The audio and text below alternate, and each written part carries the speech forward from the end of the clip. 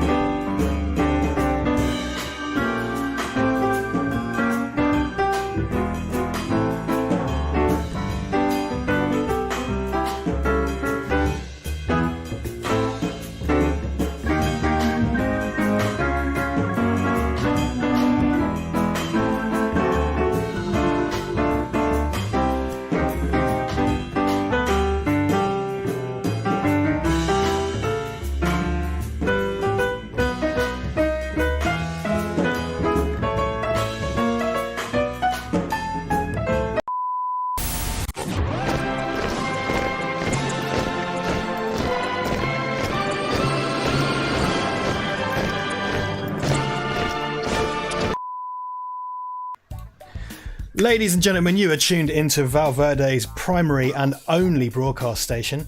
It's been temperate this week on our lovely island, where the grass is as green as the water. Some have said that those temperatures are linked to recent bright flashes in the sky to the north of the island, beyond our palace, in our testing area.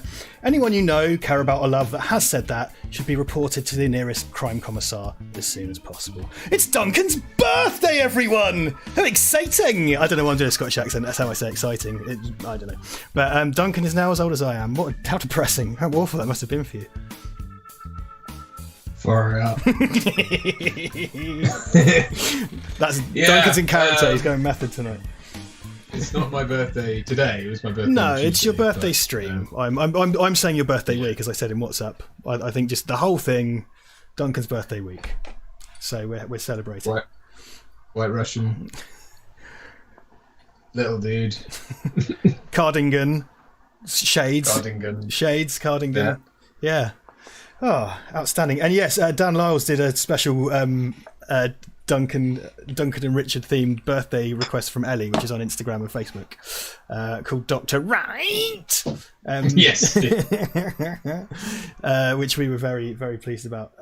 So it's Duncan's birthday, everyone. It was a Duncan's favourite poll. We have never, ever, and I remind you that I think our anniversary for these streams it's this month, and it's in the next few weeks. We've never had a draw, ever.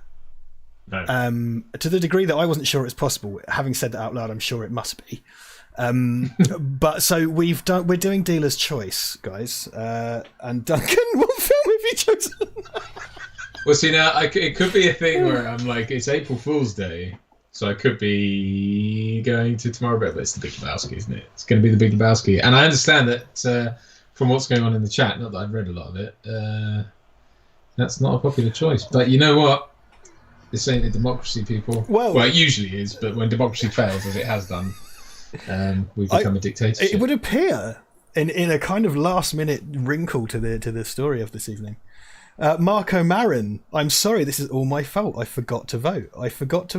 Please punish all my relatives and my friends. Have mercy on me. We will be sending that crime commissar to you, Marco.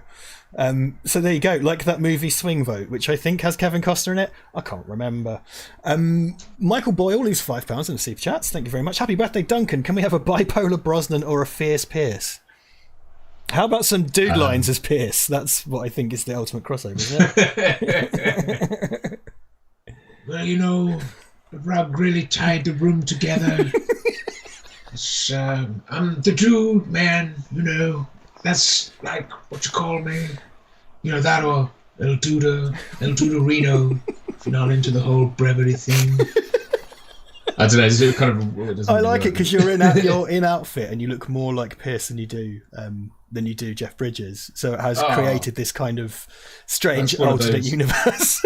It's one of those wonderfully complimentary things, whichever way you go, isn't it? I think that is you are hardly stuck between a rock and a hard place, are you? That's 2 wins right there. No, that is 2 wins.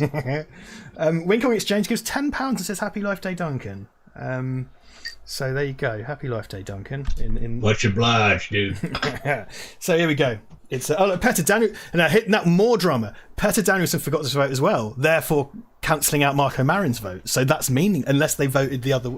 No, but it still would have cancelled it out. They would have both had to have Petter and I don't know how democracy works, which is great because I'm dictator of a fictional Latin country.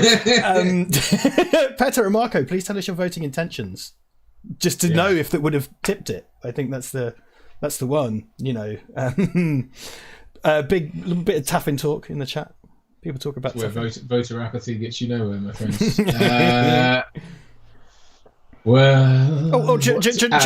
know what stopped the vote, Duncan? No. White Russian interference.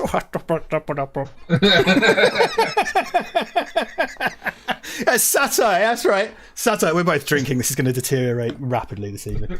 Cambridge Analytica is around the corner. But not in Val Verde, in where we used to live. Which is not where we are now, I promise. Right, so Val Verde, 1 Val Street. Val Street. V1 V. I'm just saying V. Yeah. Yeah, so well, I've been sort of not drinking on the streets recently, but it's Duncan's birthday, so I'm absolutely raising a glass with my Aldi bourbon, which is very clearly Samuel Joe. The Aldi bourbon has two first names, like some kind of like Chris Christopherson. Well, as I very ashamedly pointed out to you earlier, I managed to drink one of those in 2 nights. Which is pretty bad. Yes, mate. A while ago. Big stuff. Right. Big stuff. I love it. Zachary Antle gives $5. Happy birthday, Duncan. You're a damn fine actor, and your impression is the perfect middle ground between Pierce and Trump. Get a weird biopic. Trump as Pierce is what I'm saying. That's the weird biopic. Pierce Brosnan is Donald J. Trump. We see Brendan Gleeson played Trump in that TV thing. Did you see that? Did he? Yeah, and kind of in the suit with the hair and stuff. It was like, yeah, okay, I see that.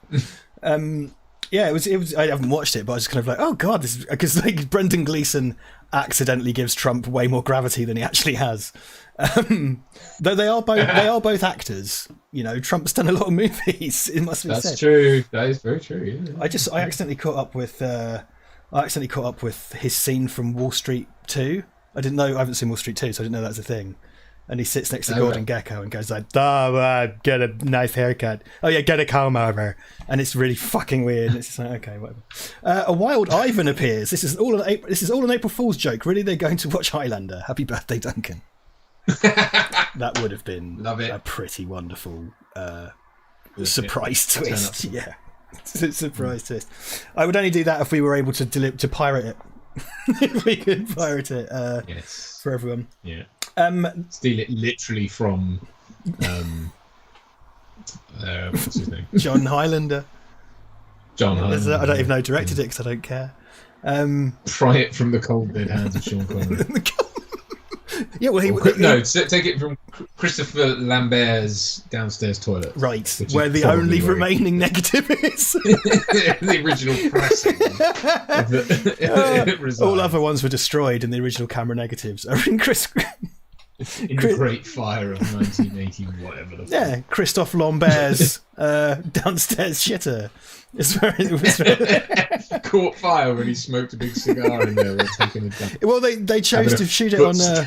They chose to shoot it on obsolete nitrate film, which is still not been used since probably the 50s, and is highly flammable.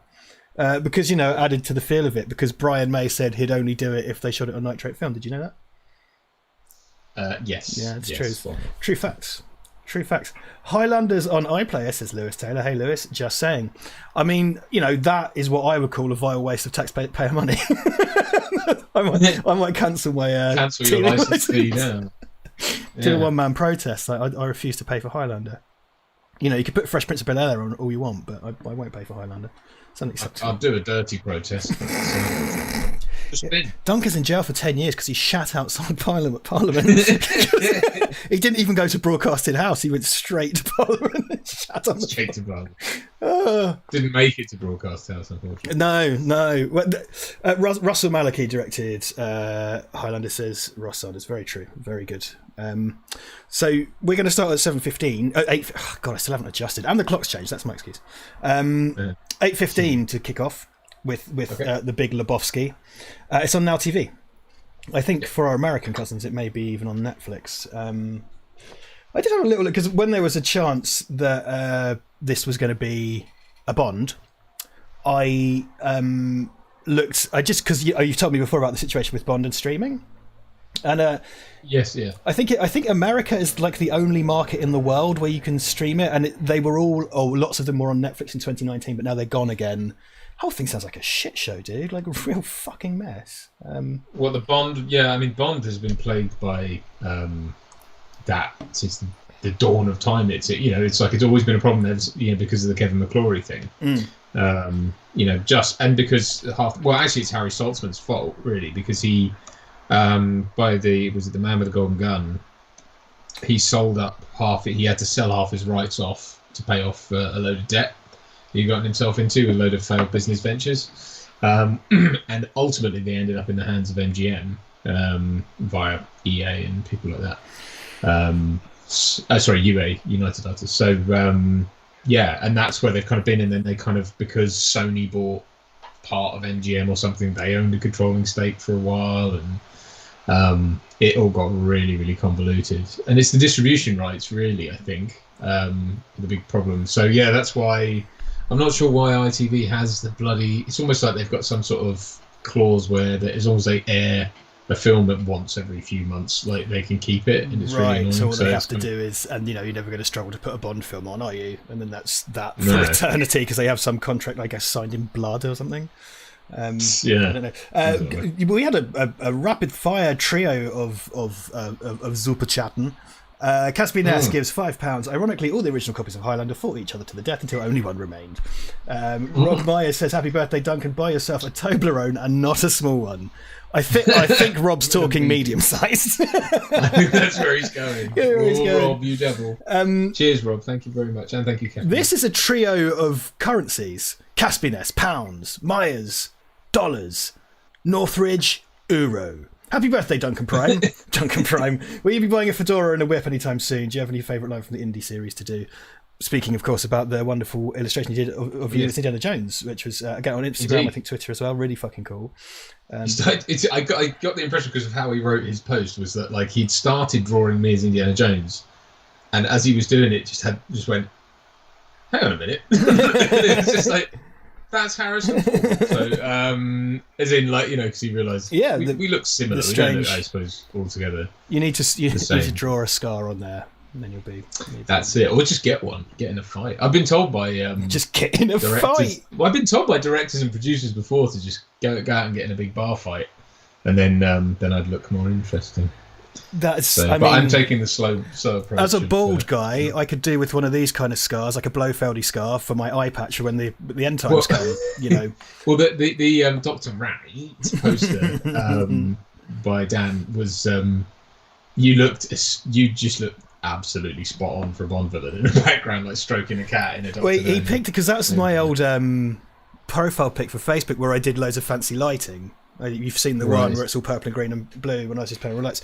So, and then he put it in black and white, so it has a kind of dramatic lighting on it. And I'm sort of being a pretentious, serious knobcheese, like all like this. And it worked really well. It worked great. I was sort of like, I'm well into that. I think the inherent tension between Duncan and I's appearances is the Bond Blofeld kind of thing. No comment. So, I'm rolling with it. I love it. Do I have a favourite line from the indie series? I don't know that I have a favourite line. For me, it's no ticket. It's great when he off the airship. No ticket. She throws that. That's right. Oh god, yeah. I think I do think, much as I love Raiders, I do think Last Crusade is probably my favourite one. I think so for me too. I really love Raiders, but like Last Crusade, I really, really love. I don't know, something works about it so well. And you've got Connery and stuff, and you've got your returners in Denham Elliott and John Rhys Davies and stuff. It's bless you. We've got Vote Saxon in the chat. Hey Stephen, how you doing, man? Willkommen. We need to get Stephen back on sometime because he's a bag of laughs. He's a great Val Verde and old Stephen. What am I doing? I'm all over the fucking place. Okay, so 2 minutes, guys. I'll do the hellos real quick because I haven't done it yet. And type a message if you want to be shouted out, because I think that's how it works. So quickly get a message in. I'll give you a minute, and then I'll shout you all out. I'll keep hitting my headphones on this. I've done the mic as a kind of thing. We've got 89 in the room. Do you think they all saw the choice and fucked off? It's entirely possible. Yes, my friend. Oh, speaking of which, where the fuck's my view account? Tomorrow Never Dies will return. Tomorrow Never Dies will return in A View to a Kill. Confusingly, Tomorrow Never Dies will return in A View to a Kill. There we go. There's our view account. It's gone up to 90 since you said that, pal. So don't worry. You wished it back up. Pop that in there. The Alien stream on Saturday was a fucking shambles, and it still isn't finished, which adds extra value. I tuned in briefly and was just like, what? I just threw a load of comments into the chat and fucked up. I can't remember what Ivan and I were drinking. Vodka, I think. Yeah, I'm still drinking like a kind of middle-aged divorcee, because I'm going low carb, low calorie, like some kind of punts. I sleep in a race car. Do you? Okay, everyone's throwing in their chats lest they be shouted out. So here we go. We're going to do it. Can he do it in a single breath? Probably not, but let's give it a go. Andrew K, Benny Legend, Brian Shields, Captain Meets Adventures, Carl Goddard, Chris Thompson, Dan Lars, Doug Wanacott, Eric Granlund, Greg or Craig, Ian Batchelor, I am Snorlax, James Atkinson, John Doe, Josh 72456, Leonard Leone Films, Mark Anthony Gorman, Michael Van Driel, Mike Garside, Mr. HEC 381991, Neil Hart, Omar Zambor, Peter Danielson, Phil Rob 1978, Rob Myers, Ross Sanders, Roy Lake, Ryan Ricardo, Sam Duxby, Simon Harding, Steve Allen, The Winkong Exchange, TM2YC, Tom C, Val Verde Broadcasting, oh my word, that's us, and Worms T17. Whoa, motherfucker. Some of you may have popped in after that, but I think attempting to relive that might cause me to die. So I'm gonna lay off that for the time being. Very quickly before we get started, before we are about to, let me just check the paid pal. Andrew Capit sent us £10 as usual. Thank you so much. Simon Pope sent us £2.50. Thank you very much. He says, "Happy birthday, Duncan. Did you know that Christopher Walken had a birthday this week? His birthday's the day after mine. So can we have a Walken impression saying happy birthday, Duncan, to your kind self? So I have to wish myself happy birthday." Yes, do it. Now, let me try first, so we'll see how much better yours is. Okay. So go. Yeah. Hey, Duncan, happy birthday. Mine just sounds like... That's not bad. Do you recognise the signs of stroke? Fire. Or whatever it is. Hey, Duncan, happy birthday. Let's see. From me, Christopher Walken. The best in the world. There you go. So that's it. The way I practiced for ages since I've known you, and what I used to do when I was sat editing at my desk is I used to do that Mickey Mouse song, and that was the way I'd try and get my Walken on. It'd be like, "Who's the one that's got the club that's made for you and me? MICKEYMOUSE." And I felt that kind of helped because I can't do, because you do the gruff thing. I can't. Yeah, I just can't do it. The thing, I think the trick is not to force the up and down too much. That comes naturally. But the thing, for me, it's just you gotta relax. You gotta relax and just slide in. That's what she said. But, That's what she said. Oh, I love it. Yeah. Okay. Let's get in. Annoyingly, I really hate to do this. I have to send this sort of work-related text. It's just come up, and I'm trying. I can't multitask, and it's unprofessional. So let's get our movie started, and then I'll send that text, and then we'll pile in, shall we? So. What? No. I don't know what any of that meant. You're sending a text. That's what I understand. Yeah, but I'm going to wait till the movie is going underway. So everybody, you can queue up your copies of Le Big Lebowski. You're on Now TV as well, right? I am indeed. Yes. Would you like to count down from 37 to celebrate 37? Your birthday? Jesus Christ. You don't. Why would you even consider doing something I said? What brand of madness is that? Because it's funny. Colin McLean sent us $15 and says, "Just a little something because I get the honour of sharing the same birthday as my glorious leader." Yes, that's right. Happy birthday, Colin, for Tuesday. The dude abides to everyone who wanted Bond. This aggression will not stand, man. Sam Montgomery as well. Do you know this film very well? Have you seen this film before? Me? Yeah, of course. Yeah, I've seen it. I don't know it terribly well. Seen? Oh, yeah. I love Coen Brothers movies. I have seen it. I just don't know it terribly well, and I haven't watched it. I've watched it a few times. I've not repeatedly watched it. It's been a while since I did watch it.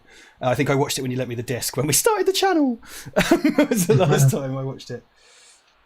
Sam Montgomery sent £5. I'm trying to get to a film, but you generous buggers keep sending in super chats. It's a surprise this one against Superman. I'm not really.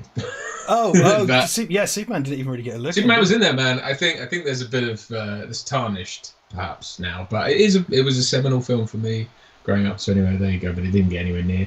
And Bond, but not complaining because I voted for this one. Thoughts on the Suicide Squad trailer? Looks way better in my opinion. I liked it. You were a bit more kind of lukewarm, I guess. I haven't really watched it properly, to be honest. I keep seeing it, show up in things, and I keep sort of seeing bits of it, and I don't know. It's like, it just doesn't. I don't care about. But hey, look, it's one of those things where it's like, look, if people like it, that's great. I don't have a problem with that. I don't have to tear it down. That's all good. It just doesn't speak to me. Annalise Mushkland sent us £10. Thank you very much. She says, "Evening, guys." I'm stuck in walking now. That's what she said too. And happy birthday, Duncan. Important question. Have either of you seen the Norwegian movie Trollhunter? I cannot recommend it highly enough. English subtitles, never dubbed. No, I keep meaning to. It looks really great. Yeah. It's really great fun. People really like Trollhunter. I think there's a remake or sequels or something. But yeah, no, I would like to. I just watched Psycho Gorman yesterday, which is the crazy Canadian thing, which was loads of fun. Which had to be, you actually use a VPN to rent it from fucking Canadian Vimeo. It's going to get me a wider release soon. But that was loads of fun. It was kind of like a Joe Dante Evil Power Rangers movie. It's hard to explain, but it was good. It was good. Doug Wanacott says, "Is it your birthday today, Duncan?" Now, no, but here's the thing.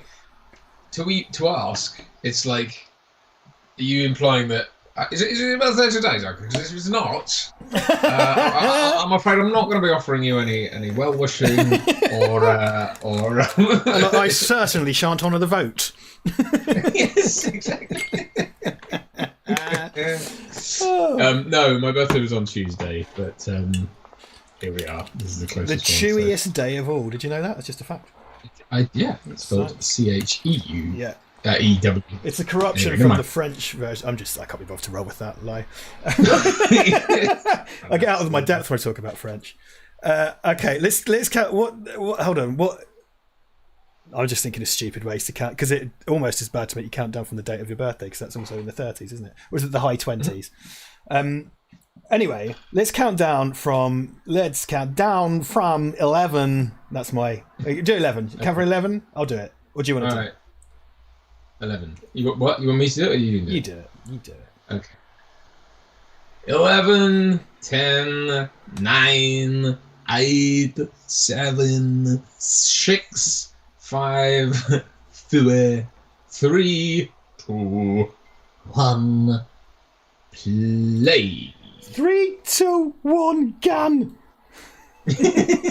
Gun dude. I'm the dude. Oh, Geordie Lebowski. That's what you call me, like, It's funny, is it Geordie kind of like, because Geordie the people in Newcastle are generally considered to be sort of like double hard, but when people do the accent, they do the really shrieky kind of like, oh no. This is Sarah Millican, isn't it? There's someone else as well. Like there was some kind of really weak character with a Geordie accent. Oh, I'm thinking of I might be thinking of Monkey Dust or something. But Vic and Bob did it as well with the whole. Vic and Bob. Oh my! Yes, it was Vic and Bob. It was very much Vic and Bob. My mum cried when she saw it. Anyway. Yes. Well. So this film obviously opens. It has that Sam Elliott narration, and it has a funny structure because obviously this was right around the time when the Coen brothers were kind of obsessed with Homer's Odyssey, right? So I think Oh Brother Where Art Thou is obviously way more that than this is, but there is an element of it. Because Oh Brother Where Art Thou is explicitly that, isn't it? Whereas this is it's got the blind guy on the rails and the fucking, it's like so clearly that an Odyssey, but. This is much more of it's sort of a weird hybrid of that and the kind of noir detective thing, but on its arse. And there's lots of like there's obviously it's all about mistaken identity, and everyone in it has a weird identity that doesn't. And it just doesn't. In a way, it doesn't come to anything. Like there isn't. I don't think you're supposed to. I think why this film got a bit of stick when it came out. Firstly, because it came out very close to what was the Woody Harrelson and what's his name? Bill Ghostbusters. Bill Murray. Bill Murray. What's that film called? The bowling film. The bowling thing. Oh God, what is that called? I want to say Kingpin. Yeah, Kingpin. Yeah, so it came out very close to that, and obviously they looked. Both posters had like a bowling ball and two idiots on it. So it was like, well, and there's such art because the other ones are Farrelly. Ironically, both films made by brothers because you've got Farrelly brothers and Coen brothers. Yes. But yeah, they're so. I do really like Kingpin as well, but they're such profoundly different films. It's like they have bowling in them. This is not Deep Impact and Armageddon. Like, no, by no means is it the same. The year the two films with bowling in went head to head. Not even exactly. Bowling films. Like Kingpin is explicitly about bowling. This has a bowling motif, I think is this has a man who also likes to bowl. But yeah, no, it's just an oddly structured, it's just a strangely inspired film, this. But I just think for me it's just my favourite thing to just put on and spend time with. I just have so much fun. Like he writes a check for 69 cents, and he's already drunk it because he's got like a little milk moustache. He's such a dipshit, isn't he? He's like the absolute. There's a motif here of the kind of. Firstly, they do it with the score, so there's a lot of non-diegetic becoming diegetic. So there's a lot of like you'll hear something in the score, and then it will fade into like a car stereo or something in the scene. And then it's callbacks to things like there where you've got George Bush on the TV going like, "This will not stand. This aggression will not stand." And it's like, and then the dude like repeats a lot of stuff that he hears, but completely devoid of context and inappropriately. He just repeats stuff, and it's like he's just a sort of sponge and a cipher, and not really. Do you know what I mean? So it's this sort of mistaken, this ridiculous mistaken identity with these two like. Where's the fucking money shit? They have absolutely no business with him. I just look at him and compared to the real Lebowski as well. The thing that always cracks me up, like it's the one joke I always remember, is when he's failed to put he's tried to put the thing under his door, but it opens the other way. He spent ages nailing a board to the floor, and then the door just opens the other way. Oh, it's so great. On the rug, man. This whole I love it. Yeah, it's like, do I look like my wife is like, do I look like a million? It's the fucking toilet seats up, man. It's like... I mean, he went to the shop in his fucking dressing gown. I know, right? We've got Mark Flanagan, $10. Yes. How would you fit the Big Lebowski into the Coen oeuvre? Like Fargo and others, it fits into their hapless crime comedy dramas, but offers a unique character they've never tried again. What would you say? What would you say to that? It's my favourite film of all time, so it's naturally going to be at the top of the pile of their films. But I agree. I think it stands out in a lot of ways. For me, it's the sort of apex. Yeah, because I just think all those films are brilliant, and I really like most of their films. I think are fantastic. Even their sort of lower or lesser quote unquote films, I still enjoy, but I'm not like. Things like Burn After Reading and stuff I find a bit, I think that's missing something. But this I think is that perfect. I think it's an apex. I think it's sort of, it marks the kind of moment when they were leaving off, because obviously it has that element of the kind of Barton Fink, the kind of private eye thing going on. Well, and characters I think from Blood Simple as well, because that's hugely kind of noirish. And I think that those are the pools in which they play.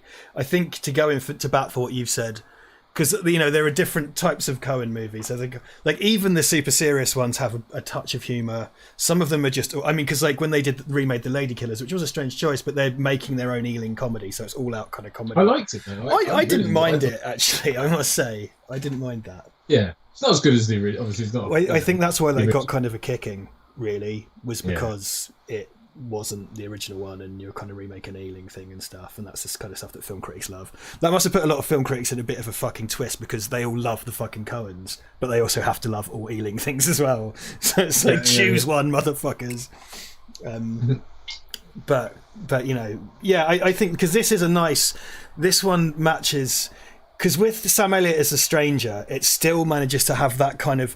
The Coen's like an omniscient character who kind of moves in and out of scenes, and something they do quite a lot. It has the Western element massively, because he's like just a cowboy, isn't he? And he's Sam Elliott. Cowboy but in he's his mocked trappings. as well. They mock it because he's like, at the end when the dude actually meets him, and he's like, "I dig your style too, man." It's like got the whole cowboy thing going on. It's just like, and he just goes, "Thank you." It's just like, well, it doesn't mean anything. Like none of this shit means anything, and yet.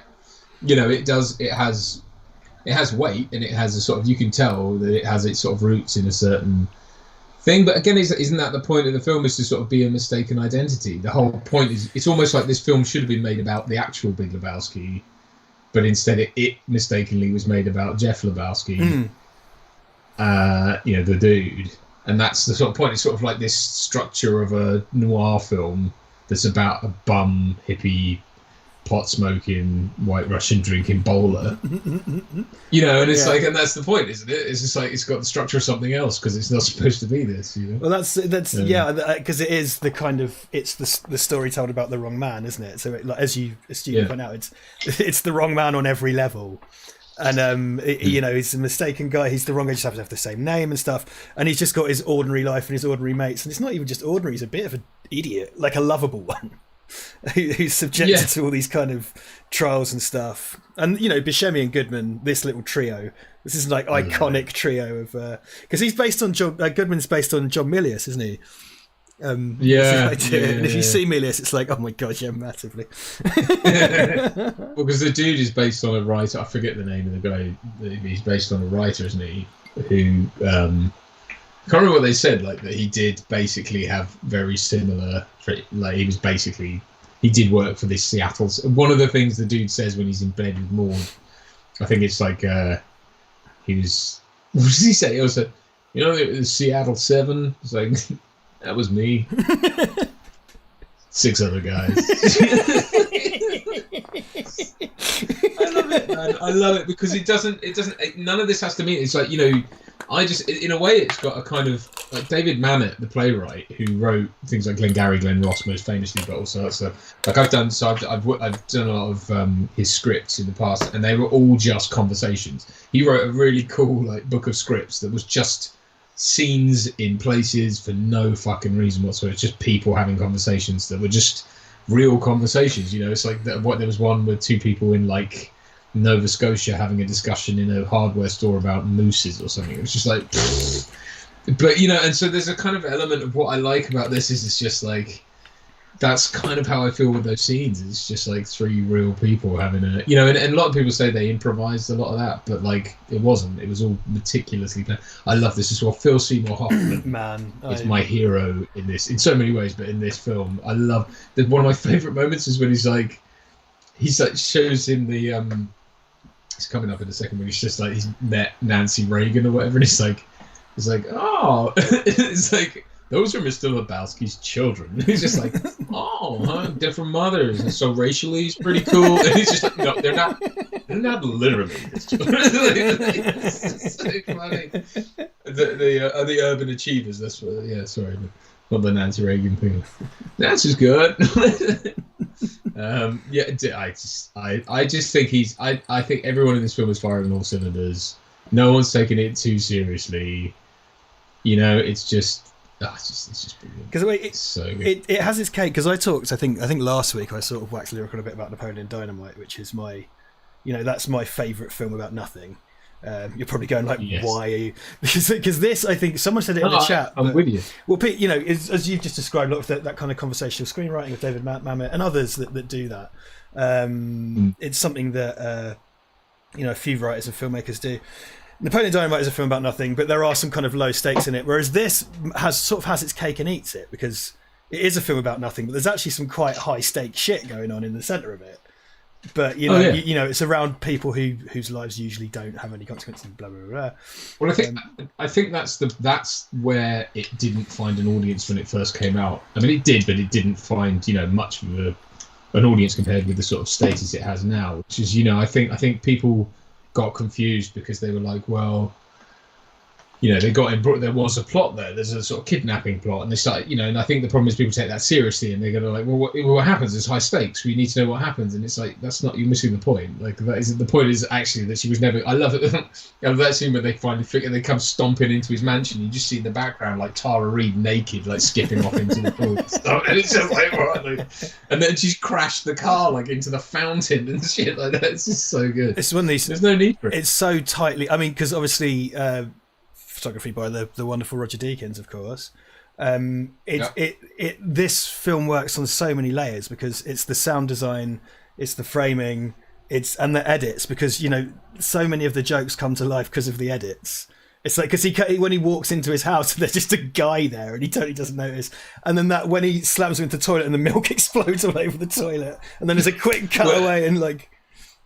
I love that as well, because we just watched him forever pick out a carton of milk, sniff it, Buy it with write a a check for it, get home, and then the guy's just gone bang all over the wall. Well, it's half and half, isn't it? It's not actually milk. I think it's cream, because it's to make his White Russians, isn't it? Right. So it's like America. Buying dairy in America is dazzling, because they have a very strong dairy lobby and dairy industry. But like, you're constant. Hey, look, Americans. This is not a judgment on you one way or another. But man, do you fuckers eat eggs like you wouldn't believe. I felt like in Nevada, every cafe you went to was involved in some kind of egg war, where each one was trying to undercut each other with the highest volume of eggs per dollar. Everywhere you went, eggs for breakfast all over the place. About 57 types of milk, such as half and half and 2%. Here you get. I'll go into bat for 4. Blue, full fat. Green, semi-skimmed. Red, skimmed. And now, to a small degree, purple, which is fish milk. What do I mean by fish milk? It's milk infused with omega-3. They did not milk. Fish do not have mammalian glands. They're not milking fish. But there are some other wacky milks. But they do lay eggs. That gave me an I love aneurysm. this. Oh yeah. Here's another cool. See, it's this as well. Like, so there's all these things, these signs that you're supposed to pick up. So like the actual Big Lebowski here, he says it's like, because he's later on proved to be a fraud, like always spoken about as a fraud by his daughter, right? Who's played by Julianne Moore. As not ever actually having met, and he's always grilling people about the bums will always lose, and he's like, and he says to him, he says, I love this. It's such a subtle thing, but he goes, I did not lose. What does he say? I did not complain when I lost the legs of my, well, not lost the use of my legs in Korea. Some Chinaman took them from me. It's like, you're just in Korea. Like, what? That's the point.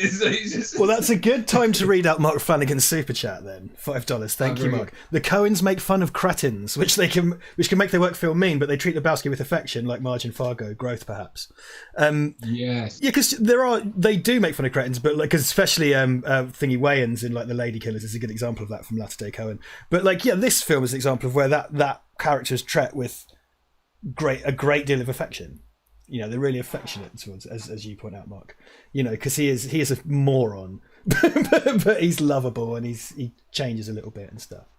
Are you a fan of Fargo? I haven't watched the TV show, but the movie. I love Fargo. I think I tried to start watching it, but I didn't really get very far there. But Fargo is fantastic. It's probably second on my list of Coen. It's amazing. Coen movie. Amazing film. Yeah, really incredible movie. Like I because Mark talked about Marge. Marge is such a great portrayal because she is someone who is kind of small town cop, doesn't normally have to deal with this kind of stuff. She's pregnant. And she has everything against her, and she should be out of her depth, but in actual fact, Marge really kind of Columbos it out and figures it all out, which is really cool. She understands her power. I think that's the key to that character. She knows in any given situation, she understands. She's a very confident person, and it always seems to win through. I think it's so brilliantly observed, that film. I think all of the, like William H. Macy as the kind of he looks like a sort of whittled down man. He looks sort of just completely just he's got no backbone whatsoever, and I do. I think that film's fantastic. This is my preferred film. I mean, people love the TV shows. They talk about it in the chat, but people fucking love the TV show. And Bruce Campbell played Ronald Reagan, which is nice because the links between the Coens and Raimi and Campbell are really, really tight knit, really close, going back. But yeah, I've heard great things. People really, really like it, and they say it's a really great follow-up. I even watched at least the first 2 series, and I think they jump around in time and stuff in that, so they do kind of different eras for each series. Sam Raimi and one of the Coen brothers they had little cameos as armed guards in something, and I can't remember what it is now. I can believe that, yeah. Because I think that's going to bug me now. What was because they're all mates going back and they've produced each other's stuff and things. And I think did they not collaborate on Crime Wave, which was the kind of maligned second Raimi movie? I think it's Crime Wave. That's cool. Smoky man. See, these are the kind of characters that So what I mean about like day player roles, you know, so there's no small parts. It's so true because this guy is so fucking good. So you know, he's like over the line. He's like, yeah, but I wasn't over. It's like Smokey, my friend, you're entering a world of pain. He's like mark it 8, dude. It's like mark it fucking 0. Like, gets a gun out. And then I love there's that sort of consequence free thing that Walter exists, that bubble of consequence freeness that Walter exists in, because it's like he put like. The consequences seem to just affect everyone else. It's like when they walk out of the bowling alley, like all the police rock up in the background, like you see in a minute, and no one does it. Like they're already in the car, and they're just sat there casually talking. Where all the police like run into the bowling alley, and like nothing happens. And then later on, there's a thing like he has a voicemail. Like the head of the bowling league says like apparently one of your players pulled a firearm during league play or whatever. You know, it's just like what all this officious nonsense. But it's Because Walter's sort of one of his sort of backstory is that he's the head of his own security firm or whatever, and you know what that's like. It's a sort of it's like a real benign version of the crazy army surplus guy in Falling Down, right? You know, without the horrible racism, yes, sure, but like it's that sort of like insanely like because he always talks. I did not watch my buddies die face down in Vietnam, and it's just always getting cut off about Vietnam. It's like, this isn't got anything to do with Vietnam, man. It's just like, also, after maybe there is a little connection. He pulls a gun to threaten Smokey over a bowling score, and when he puts it back, he takes the clip out and takes the bullet out of the chamber to make it safe before putting it back in his bag. And it's like you just threaten someone's life over a bowling score, and then he does proper weapon practice when he puts it away with the Pomeranian. Like I love that. That's the opening to the scene. Is he's had to bring his ex-wife's Pomeranian to the because he goes like. What does he say? He's like, what the fuck? What's in the carrier, man? He's like, no, the ex-wife's part. He's like, why didn't you? Like, if my ex-wife told me to look after her dog, I tell her to go fuck herself. The Chief Brody Rules points out that it was Spies Like Us, and he's quite right. Whichever Cohen brother and Sam. Okay. Thank you very much. You're quite right. I remember. I see. Right. It's been a while since we've seen Chief Brody Rules. Oh, Frank. Yeah. It's been a while. Where you been, Frank? There he is. He came in for the coin toss stream, which will be amended. I'll put a Lebowski thumbnail on it and rename it when it's in playback, because I think it's unfair to make people watching it in playback take it as a gamble. That seems a bit unfair to me. What are you getting? Don't know. I love the way he's got a picture of Richard Nixon bowling, which is really weird. That is really because you wouldn't think he'd be a Nixon voter, right? Because he's also a conscientious objector, or so, I think someone mentioned. But this guy's great as well. The guy who plays his landlord. It's like he's got his dance recital. He's involved his dance quintet. Sorry, which is just so. It's one of those things. It's sort of like life as well. It's that thing of like. I'd love it if you came and gave me notes. He's like, I'll be there, man. But that's become a meme as well. And I'll be there, man. Walter clicking the gun is the other. That's a big meme thing, isn't it? Right. Right. But I love that that's a sort of incidental thing that's thrown in, and then later on they have to go to it, and it's just the weirdest thing. It's like him with a sort of garland of vines around his head, just going dun dun, and there's a little mat on the floor that he does a little roll on and stuff.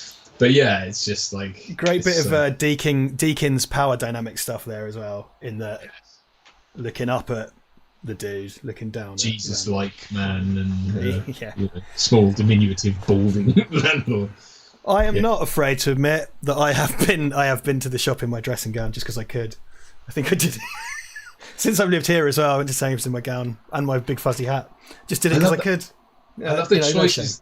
So, like, again, no small parts. I love the choices that Phil Seymour Hoffman makes and was allowed to make. So it's the whole thing is like, he's in the drawing room and he puts his arm out. It does this ridiculous dramatic thing. And it's like, I'm not sure for whose benefit that is, because obviously it turns out that this is a ruse against the dude, right? This is all a load of shit. And spoilers, and he puts, like, phone books or something in the briefcase instead of money. Yes. And it's a ringer, right? But then they sort of have the same idea, and it's one of those things where it's like when they confront him at the end, it's like, well, you would know better. You put fucking dirty undies in a bag and tried to pass that off $1 million or whatever.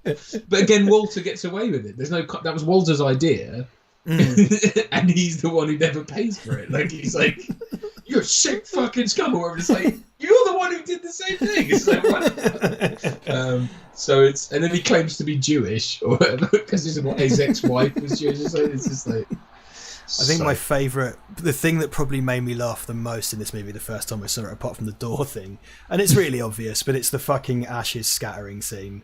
Yeah, it's the most, because it is actually really poignant and really sad. Yes. But of course, these twats couldn't do it properly. And the idea of having your friend's ashes like in your face and stuff, it's just like, oh. Well, and it's also it's such a nice moment though as well, because it's that thing when he has a go, because he gives a speech about Vietnam right before scattering his ashes. Yes, like, nothing to do with it, and then he has a fucking go at him, and then they're just like, oh, but they love each. There's love there. It's really it's sad. Really cool. It's really beautiful, and poor old Walter can't help but make it about himself and about Nam as usual. Philip Casey the Senior. It's people like the landlord that allow a character like the dude to exist. Fair, fair enough. It's only because landlords are usually portrayed as really kind of scary and aggressive, like in Raimi's Spider-Man movies, for example, the comedy kind of Eastern European landlord. But this is a kind of unusual portrayal where he's shown as kind of like ineffective and a bit soft and everything. This is one of my, for some reason, this is one of my favourite bits of my favourite duologue here was when he gives him the phone and he gives him the instructions. And it's like, and Jeff Bridges is so good, because it's all about reacting, right? Acting is all reacting, and he's just so like trying to keep up, but he's a bit baked and he's a bit drunk, and he's like, the only thing he says is at the end where he's like, "You're in a unique position," and he goes, "He thinks the carpet pissers did this." That's my favourite thing. And then he just goes, but it's the, like that, and smoke comes out his nose. So sincere. I just think it's such a. It's the most sincere fucking face that he does, isn't it? Like it's. Yeah. It's like, it's just so well timed as well. There's the timing in this film is just on point. So it's like when he's like, man, takes a drag and he's just like. He thinks carpet pissers. And that's not shot. That's the carpet pissers. It's not even shot reverse shot. It's one take. So there's so much just. It's mainly acting, and it's so sincere. There are some cigarettes make great props, I think, or spliffs. Or they make such great props because he does that. And like you say, he blows the smoke out his nose and it kind of punctuates the. This Jesus movie is still out in the wind summer, isn't it? No, it came out, but it came out in the States, I think. No, you can watch it. It's on. It was advertised on Prime or on. It's on one of our streaming services, but real low key. Like, no, and I watched the trailer and I was kind of like, that has nothing to do. Well, it's like a remake of a French film, I think, that they've put, because didn't he wrote and directed it, didn't he? Or is that right? John Turturro. John Turturro wrote and directed it. I think something. And it's someone I have love for in time. Yeah, of course. Oh, hey, and I also think good for him for doing it. But I remember it kind of got suspended and held back for ages, and I didn't realise they'd sort of quietly released it, which is a shame. I mean, sorry, yeah, go on. No, sorry. When I was first discovering this film, like he was probably my favourite character because he's so ridiculous, and he only has 2 scenes in the whole film, and they're very brief. But people talk about him all the time. Like Jesus is, the most because it's the licking of he's a pervert dude. No, he's a sex offender. Yeah, but he's there with his mate, like shining his balls. Yeah, I know. Yeah, and I love this scene as well. This little establishing thing when he has to go door to door to tell everyone he's a pederast, and it's just like, what's a pederast? This trucker guy with his beer comes to the door and he just goes, and then he cuts away. It's so good. 20 grand. It's just like, well, it's just, I think it's, and then it's when he comes up, he's like, "You ready to be fucked, man?" It's just like, what's it? Liam and me, we're gonna fuck you up. And then that's another sort of mean thing. It was like, well, that's just like her opinion, man. I've 100% used that a lot. That gif. It's fantastic, very useful. I love all the because this, it's so kitschy, isn't it? It's got lots of kind of 50s and 60s, like those kind of little starbursts that were very popular in the 50s and 60s all over the bowling alley. And it's all worked into the aesthetic because it's all part of the credits and everything. And then the fucking dream sequence, man. That's this film firing on all cylinders. Like, well, there's a few of them, aren't there? There's a couple. Oh, sorry. I mean, ones. the bowling alley one, the kind of flying, the dance one, when he gets drunk. Yeah, that's so, the art design in that is incredible, and again the camera work and the edits and the choreography is fucking amazing. Like, that's proper like old Hollywood style shit we're talking about in that scene. Shining their balls. It's the stance as well. I love it because Kay does that in Men in Black 3, the wide leg ball polish stance with that geezer's head. So good, man. It's just and again, like you rightly point out, like it's very sparingly covered. It's like that three-hander bit with the three of them was just one shot. There's not shot. There's not three shot setups. There's no close-ups. It's just no muss, no fuss, man. No muss, no fuss. Yeah, it's not showy. But a question from Stephen Allen, which I will answer, which is not a good question, but it also kind of is a good question. Richard, funniest sex offender? Jesus from Big Lebowski or Sergeant Hatred? Sergeant Hatred is from Adventure Brothers, Duncan, is why I'm being asked that. It's going to be Sergeant Hatred every time, I think. Not a question I'm mad comfortable answering. But there you go. It's just one of those things as well, like you don't know that it's true about him. And I don't know if because it's a flash, it could be just them I think it's them just dressing him down, right? Because he's a dork in that scene as well. He's not. Well, Walter's shown up to be an unreliable narrator, right? Like he gets over the line. Like he's always in conflict with people, and now he's telling him a story about he had to go door to door. He's a pederast. He's like he was done for doing touching 8-year-olds or whatever. And it's like you don't know that that's true. You just know that he doesn't like him. That's basically what it is. It's just like 8-year-olds, dude. It's just like, was it? Like, is he? Like, I don't know. It doesn't matter. Like, it's just, he's just weird. That's all you need to know. Yeah, exactly. There's no. I wouldn't call him a reliable narrator, and it seems he could be exaggerating all his Nam stuff, right? It's that kind of. He's probably one of those, like he was in the Signal Corps and he never saw combat, and it's like he makes up shit or whatever it is, not to do anyone down who's in the Signal Corps, but you know what I mean. Like he's probably one of those, because I think real people who saw real combat generally don't talk about it, or they certainly don't glorify it. So it's kind of but it's all this sort of macro photography of bowling balls, and I love that shot of the ball coming towards him. You see his reflection in the ball. Really good, particularly. And this is like putting a camera in the thumb hole. That's genius. And having it go down the alley. That's what the Coens were so good for. Those types of things, man. They used to love doing those kind of really inventive shots like that. And obviously with Deakins in this case, because it's really it's the iconography of bowling. And that kind of kitsch, because it's nostalgic in that way. It does have that kind of nostalgic element to it. Which it carries on. They do the literal thing with the balls, because he's basically in a mock porn film, isn't he? Later on when he gets drugged, so it's like the pin comes up between the bowling balls, and it's like because he basically fancies more, like, because he sees her naked obviously at one point, and it's like, and she talks to him about sex. That again is one of my favourite scenes, is when he's confronted by her and he's just on the back foot all the time. She's like, "Do you like sex, Mr. Lebowski?" It's just like, you mean coitus? It's just like, because she said coitus earlier, right? Like he's just repeating shit he's heard. He's like can't keep up at all, and it's so good.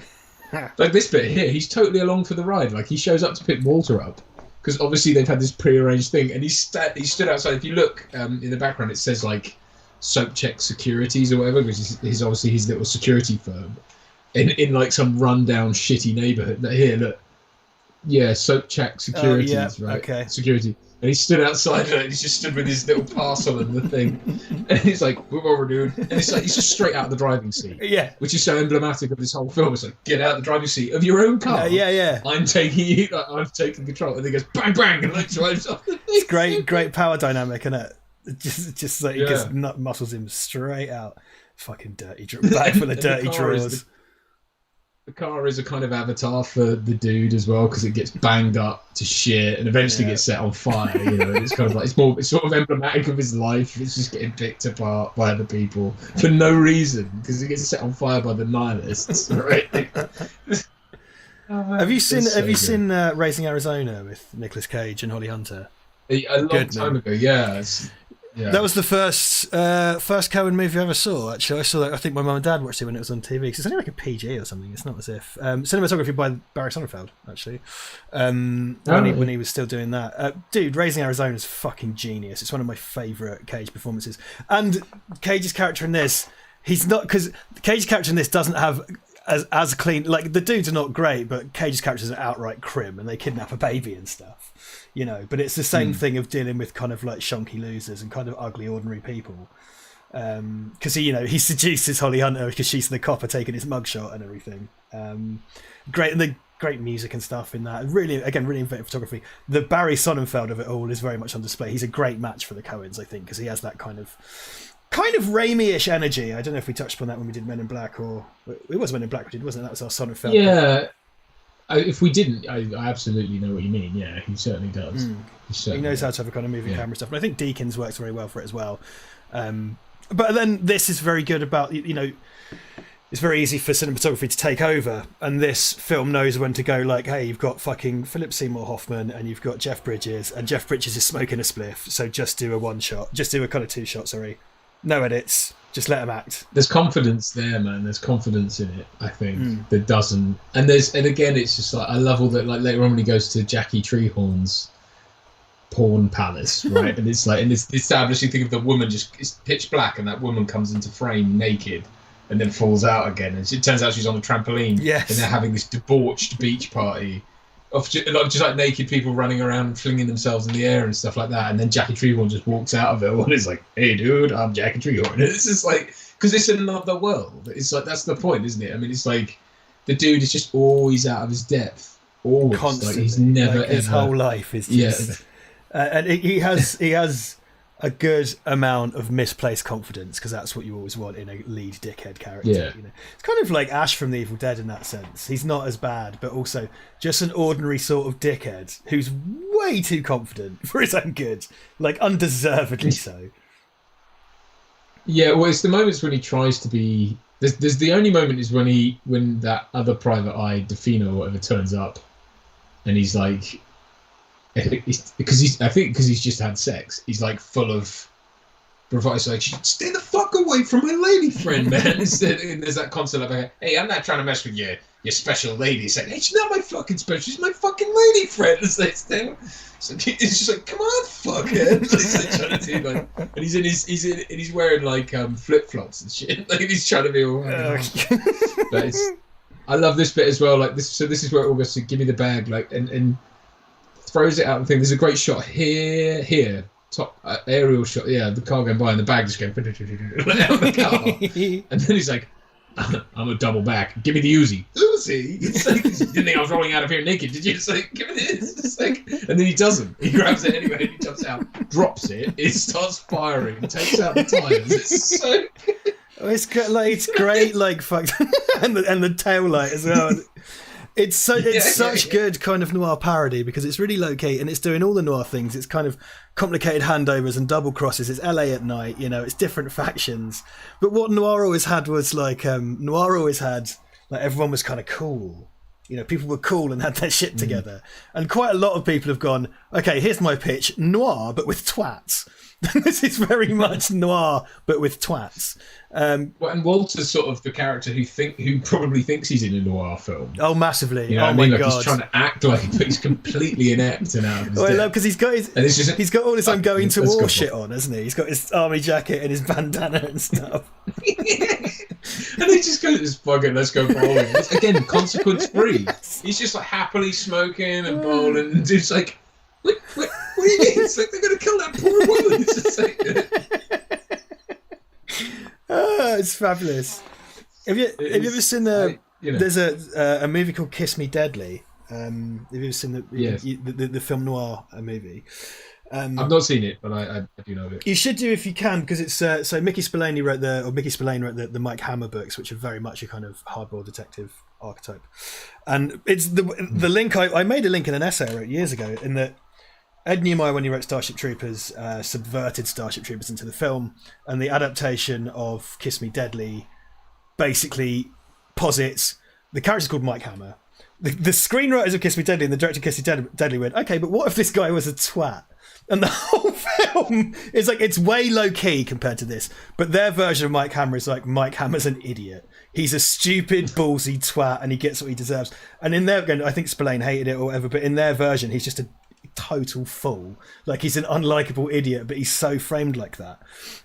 So that kind of thing of turning noir, and it's here, came in quite early on. It Kiss Me Deadly is a really sharp, smart film. And it takes this insane turn in the final act that you kind of wouldn't see coming. I think even less so for modern audiences because of how you're conditioned to accept kind of noir movies.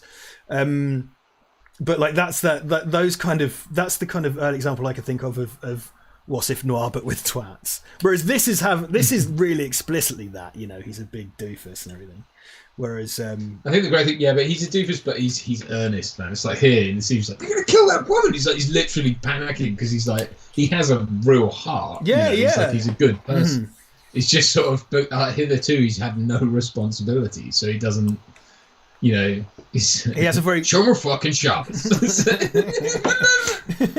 like, it's the day of Shabbos, it's the day of rest. They don't fucking turn on the oven. They don't fucking, and they sure as shit don't fucking know. It's just like, show more fucking Shabbos. Oh fucking, I'm at it. And then he's like, I just have that bit of business as well of him trying to put the jacket on and like chase after him. Those are the things, man. Like I'm serious. Like it's like when you work on a film where you're an actor and stuff, like those are the things you look for as an actor. This is probably what attracts me to this film so much, is that like these guys, it's not that, you know, this is a precision instrument in a lot of ways of what they had to do, and the performances are really like actually quite tied down, even though they come off as very relaxed and, you know, in the moment, and they are, but it's all very meticulously planned as well. But it's just having those bits of business. I think when you've got a character that's so sort of just their own thing, you know, and so sort of well studied off screen. I mean, that's the point about these characters. It's not like you don't need a fucking back. You don't need to know how John Goodman got his trousers or the whatever. Awful prequel Do you know film what I mean? that someone wants to make or whatever. Yeah. That's my point, and that's one of the things I love about it. And I know they've made the Jesus sequel, but like for me, it's like this just exists, is what it is. I think they did a mock thing, like Tara Reid did something like Big Lebowski 2, and it was like something for Saturday Night Live or whatever it was, or MTV Awards. But you can't make a sequel to this, and that's the point. Is that there's nothing to pick out of this. It's just, you know, because it's so on the screen, you know, it's like these characters are so who they are. You don't need any of that shit, and it's so, because it's so well sort of crafted, and again because a lot of them are based on real people, but it's like you've got that kind of, you just don't need, and so that's why I love the business of him putting his jacket on, because it's informed by so much other shit. I know it sounds silly. No, I think the look danger with and I think it's a big misapprehension, and it changes from director to director. If you make films about relaxed people, it has relaxed energy, and people think therefore like, oh, it was all improvised or whatever, and like this has a relaxed energy. It's about relaxed people, but it's clearly a very meticulously planned, like I don't think anything in this happens by accident, you know. I think certainly obviously actors improvise and stuff, but they know what notes they need to hit. There's so much precision to it. I think it's very rehearsed. I'm sure the actors had input, but people tend to look at kind of relaxed stuff and go like, oh, well, that's been improvised. Because I mean, I know different comedies are different. I know, like I've talked about this before, like the Judd Apatow ones are very relaxed, and I think to their detriment. Whereas if you look at like an Edgar Wright film, they are so meticulously planned. And because they're sort of like, you know, they did the buddy cop thing, they did the horror thing, and it's all fun and knockabout. But dude, those are so precise. Like the camera motion, the camera movement, the editing. Particularly, he's someone as a visualist who does that really, really, really, really tightly, and others do. You know, because no one ever looks at fucking Barry Lyndon or Clockwork Orange and goes, "Oh, well, that's chilled out," because it's not about relaxed people. It's not about relaxed atmosphere. But also, it's a Stanley Kubrick film, so nothing was relaxed at all, and everybody had a horrible time. But this is a kind of movie where, like, because John Goodman putting on his coat and racing after him and stuff, and the fact that he's kind of overweight and he struggles to run after him, it's all little bits that inform that character. You know, I'm not denigrating overweight people or anything. I'm just saying it's part of that physicality of that character. Very quickly, I just have to, because my wife, I realised I had the baby monitor in here, right, and so I just have to very quickly leave them outside the door. So 1 second, live baby monitoring, live baby monitoring. Yes, 1 second. It's all right, you're left with me, the person who knows the film not quite as well, for the next few moments. Again, this will start. Again, they're really super noir-y. There's lots of blacks in this. I mean, there's no sense me sort of wanking off about Roger Deakins again. because we all know it and everything. I would recommend. Sorry, that's when Julianne Moore swings by doing the Jackson Pollock piece. Val Verde Broadcasting. To be fair, most of this follows the same beats as The Big Sleep. There's even a porn magnet. Yeah, it is. This is very, very good work for Steve Allen. This is the Coens fucking doing Big Sleep, basically, and it hits so many of the beats, and it so clearly has one eye on classic noir. It absolutely knows what it's doing. Duncan, it's the bit where Julianne Moore comes Spider-Maning doing the Jackson Pollock painting, because it's so brilliant, because she flies out like in a vampire film, because it's all black and it's just like a naked woman on a harness. And you hear a scream, but you're not sure if it's him or her. And it's just like, and it's got that in the background. You can hear that, like, there's like chanting and two muscly dudes who let her down off her thing, and it's like, it's just the sort of high art pretension that we're not supposed to understand, because he's not supposed to understand. No one's supposed to get this. It's like Maud, because they said, I did see a thing where the Coen brothers talked about Maud as being supposed to, like, her accent. I mean, I think it's Julianne Moore doing a kind of mock British accent of no fixed area, sort of a bastardized RP accent. But they said, the point was that she wasn't supposed to necessarily sound. She was supposed to sound like she was educated in somewhere like Switzerland. Yeah, right. So like she's not really supposed to have any kind of. She's got an English accent because she was taught by English people who'd never. I used to. Obviously, many times I worked in the hotel game for a long time, as I've said often, and you meet a lot of the kind of elite hotel schools. They're all in Switzerland, where they take it very, very seriously. And yeah, you meet people from all over the world that went to hotel school in Switzerland, and they just have this kind of neutral accent. This kind of clipped off accent, which is like, that's not RP. It's kind of, I'm from everywhere, kind of. Well, I went to school with a lot of people who were like from Singapore and stuff, and they'd have American accents because they were taught English by Americans. Yes, I found in the lots of people who speak English as a second language use loads of Americanisms because they watch American movies to practice. Yeah, I love this stuff here, the mock porno. Yes, Carl Hungus, and it's shot on tape and everything, and it's got a mullet. It's shot on tape, but it's shot with like real, like, kind of. There's a nice wide of him driving his car, his convertible BMW. It's so good. It's got that. It's got big SVHS vibes. Yeah. Ich bin Carl, ich bin Expert, and he just slams the TV. Yeah, man. Just it's so good. And the great Peter Stormare, of course. Of course. I wonder. How do you get this? I've said this about this film before. It's like a year or two later, you wouldn't get this cast, because Peter Stormare went on, was in Armageddon. Yeah. You've got like Julianne Moore goes off and she's in Hannibal. You've got freaking Phil Seymour Hoffman, because Phil Seymour Hoffman. Like Tara Reid. Yeah, Tara Reid became a big shit. American Pie and everything. It's like you don't get these people. Peter Stormare is so good, man, because like obviously he's in Fargo. And he's so fucking, like, him and Buscemi as a two-hander are great, but he's so fucking scary in Fargo, man. He's got a thing. He's got a thing on Netflix, which I don't think is a Netflix show, called Swedish Dicks. Have you seen that? I've heard about it. Yeah, it's where him and this kind of young EDM DJ become Private Eyes, and I think because he's like a former stuntman, they become Private Eyes, and I think it was Stormare's idea, and he had it made, so it's got loads of Swedish references. I watched a bit. I'm bringing it up because it's relevant to this, right? Because it's all noir-y stuff. I watched a bit, and perhaps I should have given it more of a chance. It didn't grab me particularly, but it's one of those things that's like, I'm not that bothered by this, but I'm really glad it exists. I really love that somebody wanted to do, like, I want to do a thing about, because Peter Stormare plays every nationality apart from his own for the most part, and it's like, right. I want to celebrate the Swedish American experience through the lens of an American genre with Swedish characters and stuff. I'm like, that's cool, and it's kind of like, I wished it was funnier than it was. Is what I'm trying to say. That's my bottom line on it. Yes, it's the nice. There's the age of because it was still doing it with Crystal Skull, but women that mean business have kind of Lego helmet hair was a thing. If they're serious, that's another choice, isn't it? To just sort of give her this kind of.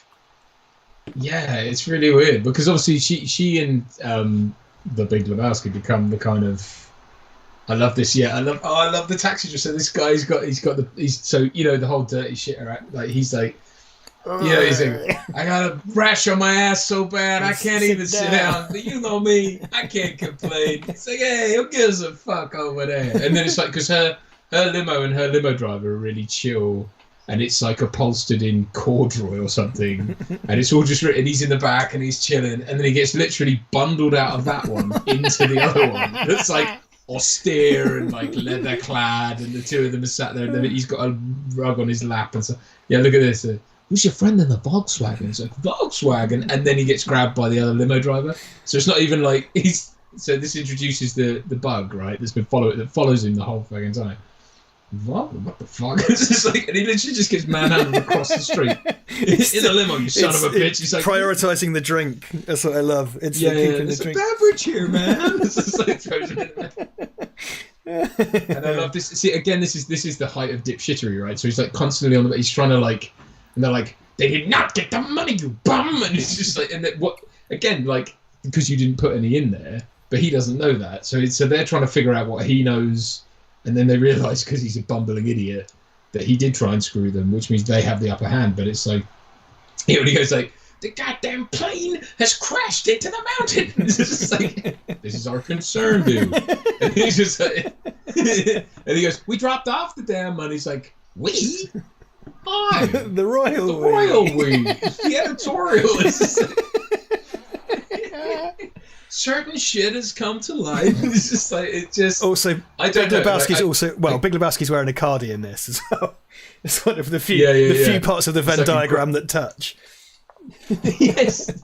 Yeah, it's just sort of like he's a grandpa out on a day trip, basically. Yeah. It's just sort of like it's complex. I mean, it's just not just you know what? It's just like, what in God's name are you blathering about?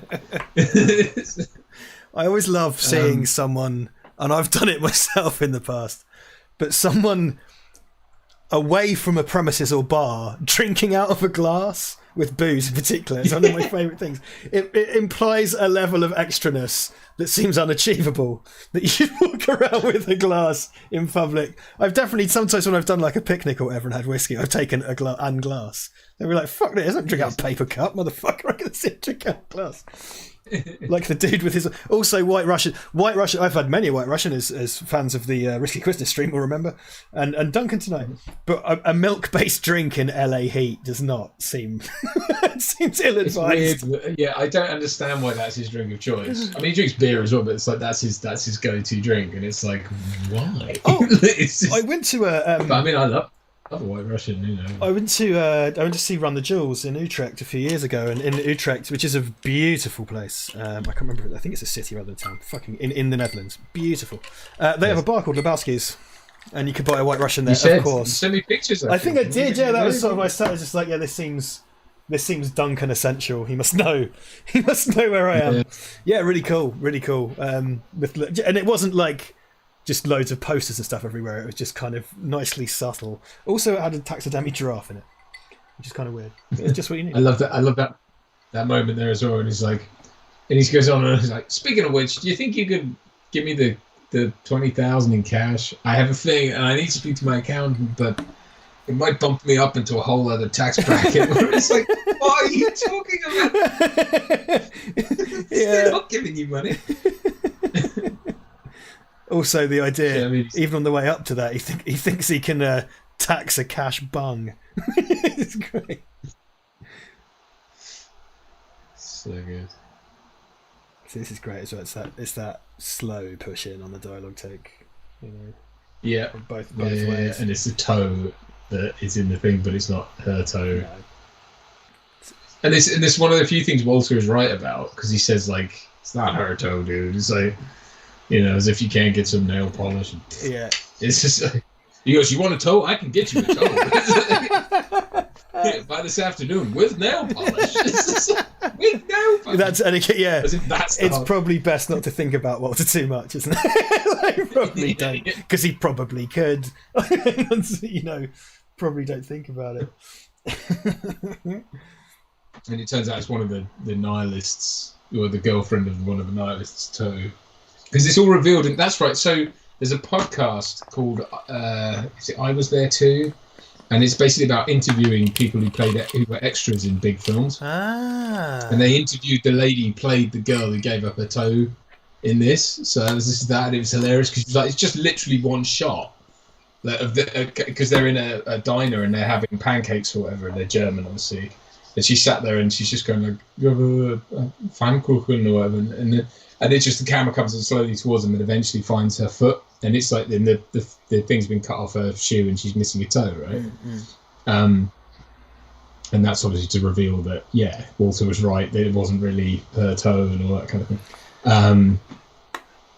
Which sort of begs a lot of questions, really, because it's kind of like, well, I guess because it was sort of orchestrated by the Big Lebowski. So anyway, there you go. But yeah, it's a nice thing. Benny, so I want to address Benny Legend's question because it's something I just like to talk about. I think I've asked before, but what is the recipe for a White Russian for future reference? Well, Duncan, would you like to, since you got one in your hand, or you had one in your hand? I did have one in my hand. We'll compare notes. I mean, it's basically vodka, Kahlua, and it should be cream, probably single cream. I used milk this evening for I had no cream. And I didn't feel like blending butter. Churning. I personally don't. I just have them with milk. I don't have them with cream. I find that too heavy going. I prefer to have a larger one that's thinner. So I do drink pints of White Russian, which is really dangerous. Which is what we were doing on the Risky Christmas stream, which is why I had a terrible day the day after. I prefer milk. You can do cream, something double cream. The one that I've heard, the craziest one, my friend Nat does it with, her and her partner do it with condensed milk. And it's like, full that as a glass. I can see that would be very, very sweet. It sounds like a glass of diabetes. Because I even use skimmed milk, actually, when I do it. Because you're getting a ton of sugar in that fucking Kahlua, man. It is... Oh, Kahlua is so sweet. Yeah, if you ever wondered, like, take the cap off Kahlua and you'll see, like, it's one of those things that crystallizes around the top. A crystallized rim. Yeah, because I had some vodka left in a bottle and some Kahlua that's been in there for a few years now. So I was like, oh, all right. I just chucked it all in a glass and put milk on top and some ice, and that was my Russian, because I feel that's what the dude would do. Yeah, that seems right to me. Yeah, so it was kind of cool. But no, I do enjoy White Russians. They are in very sweet. There's Flea from the Red Hot Chili Peppers, of course. Dude, he turns up in like Back to the Future 2 and 3, and he turns up in the weirdest places, that dude. He really, really does. I love this. He goes, "We'll cut off your Johnson." It's like, yeah, maybe we stomp on it and skavoosh it. He's got a cricket bat, which means it's just like smashing up his shit. Also, I love that as a torture idea, just throwing a ferret in the bar. Friend of yours, I was going to say, it's the most outlandish kind of piece of intimidation I've ever heard of. It's like a ferret in the of course, ferret in the bath in case it goes up your bum or something. I don't really which he calls a marmot, which is just like mistaken identity. Right. Don't know what you're talking about. No one knows. He's wearing my cardigan. Hey. So, hard facts. We got some hard facts from James Atkinson. Hard data. Right. The dude says man 147 times in the movie, nearly 1.5 times a minute. The F word, the fuck word, we're all friends here, is used 292 times. So, double the fucks to the mans. So that would be, I guess, twice a minute for the fucks. It's a very blue film. Because I discovered this film in my sort of mid-teens, I want to say, or early teens, and it was on TV, and I recorded it. I don't know why again, the origins of how this film came into my life and why I watched it are completely anathema to me, because I don't know why I would have watched this at the age of sort of 14 odd, which I was, I think, and I just remember falling in love with it, and then I got my mate Jimmy round to watch it, and we both fell in love with it. So it's like our favourite film now. And in fact, it was he who bought me this very cardigan, my little dude, because he's the best and highly appropriate, indeed. But it's just always been a thing I come back to, and I've just come back to over the years. But I remember watching it once, and my mum hearing me watch it and being like. Because it was the bit in the car, I think, when he's like talking to him on the phone, and he's just like, it's the bit, but again, that's so funny when he's in Walter's in the car, and he's like, dude, are you fucking this up? And he's like, who is that? It's like, because he's not supposed to be there with anyone, right? And it's just like, who is that? It's like, the driver, man. It's like, I'm not driving the car, handling the money, and talking on the phone at the same time. It's just like, but it's like, you fucking this up, and obviously, like, you forget how many f-bombs there are in it. But yeah, I kind of. It fits nicely among those 90s films. I think sweary 90s crime caper type things. I think this one's a cut above, certainly. Yeah. But again, as a collaborator with them, Barry Sonnenfeld's doing Get Shorty, which you I knew existed, but you, the one who got me to watch that for the first time, sits very nicely alongside this in a completely different way, but it's doing it's dirty LA type stuff and kind of dickheads and idiots. That's a good dickheads and idiots movie as well. It's the unreliable narrator as well. Yes. I know in this you have a sort of a fairly you're introduced by a narrator. I love what he calls it, a Caucasian as well. I tell you what, it seems to me that the Black Russian doesn't get much truck. They're all right. I just don't find them very interesting. I mean, Coca-Cola, really. Like, I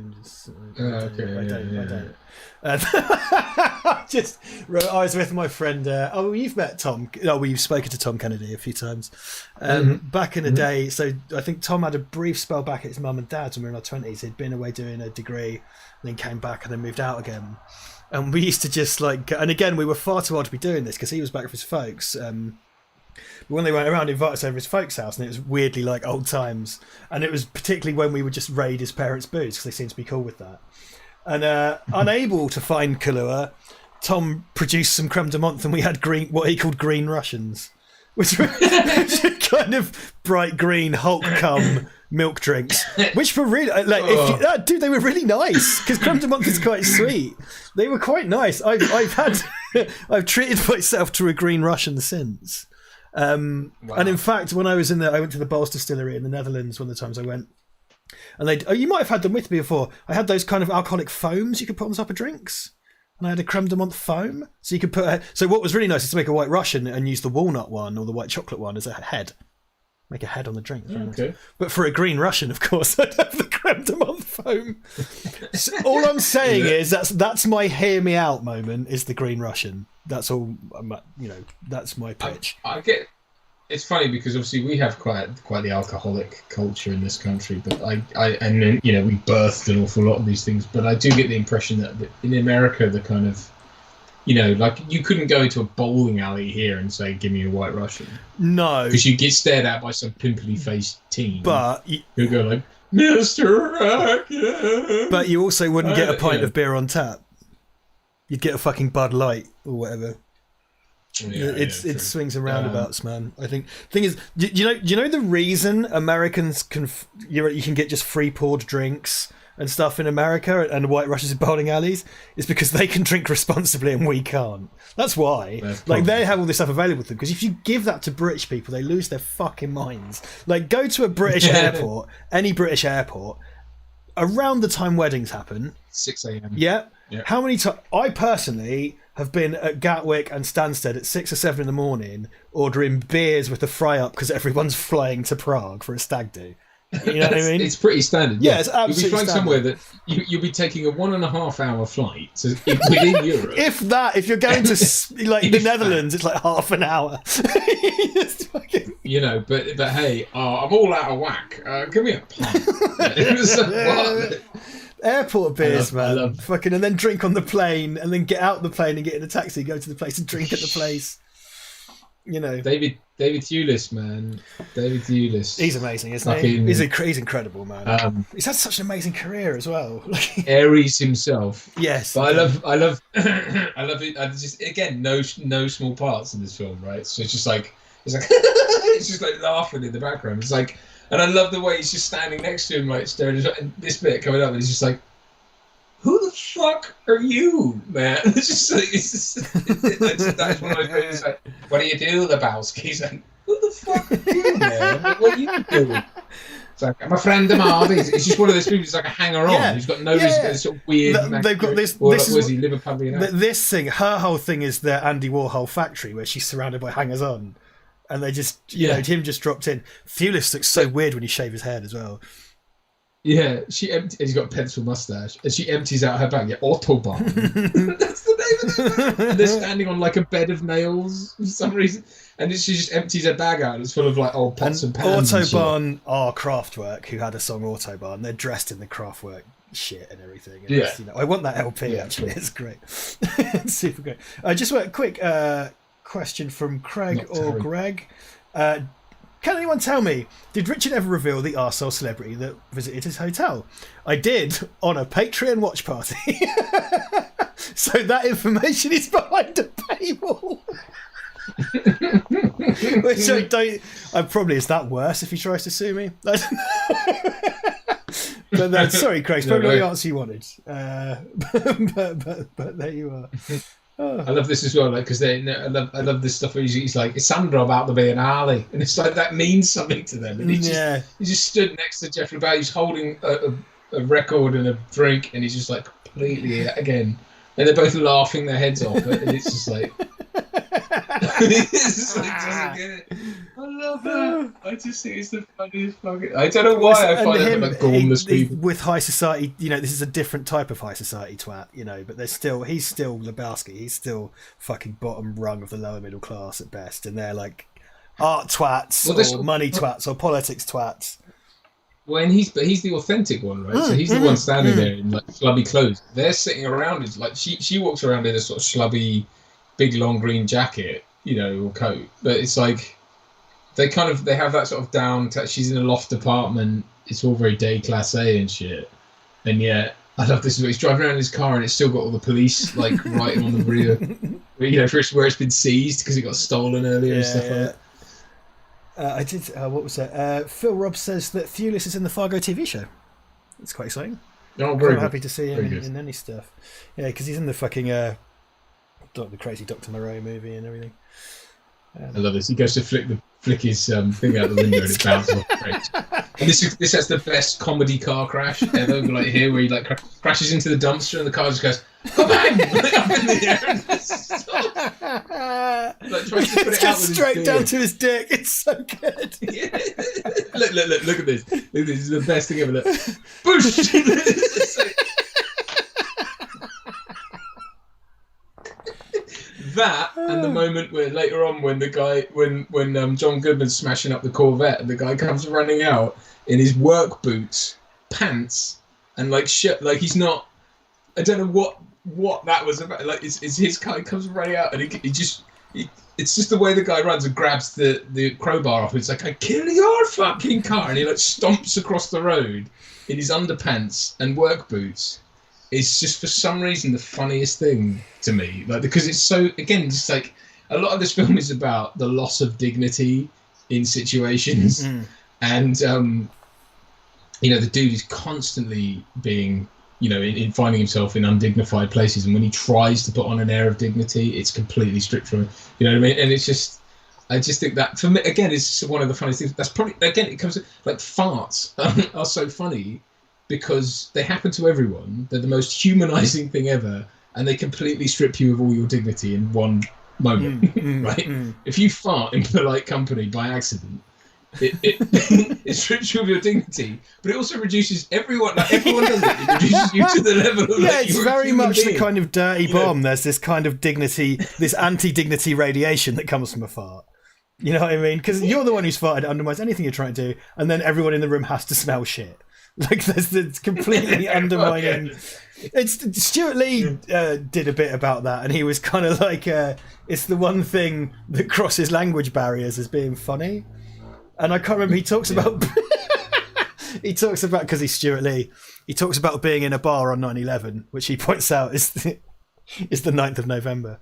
But he talks about being in a bar on the 9th of November, and they hear the news, and then when he's in the toilet, he does a fart. And then another man does a fart, and everybody laughs, and then everything about 9/11 was okay. It's really great. But trust us to go into the fart stuff. Like, I think it was Robin Williams when he did Inside the Actors Studio, which is a sort of it's a program I used to like a lot, but it is a bit pretentious. But there's that questionnaire that the guy was asked at the end, and James Lipton was asked at the end, and he asked Robin Williams, he's like, what is your favourite sound or noise?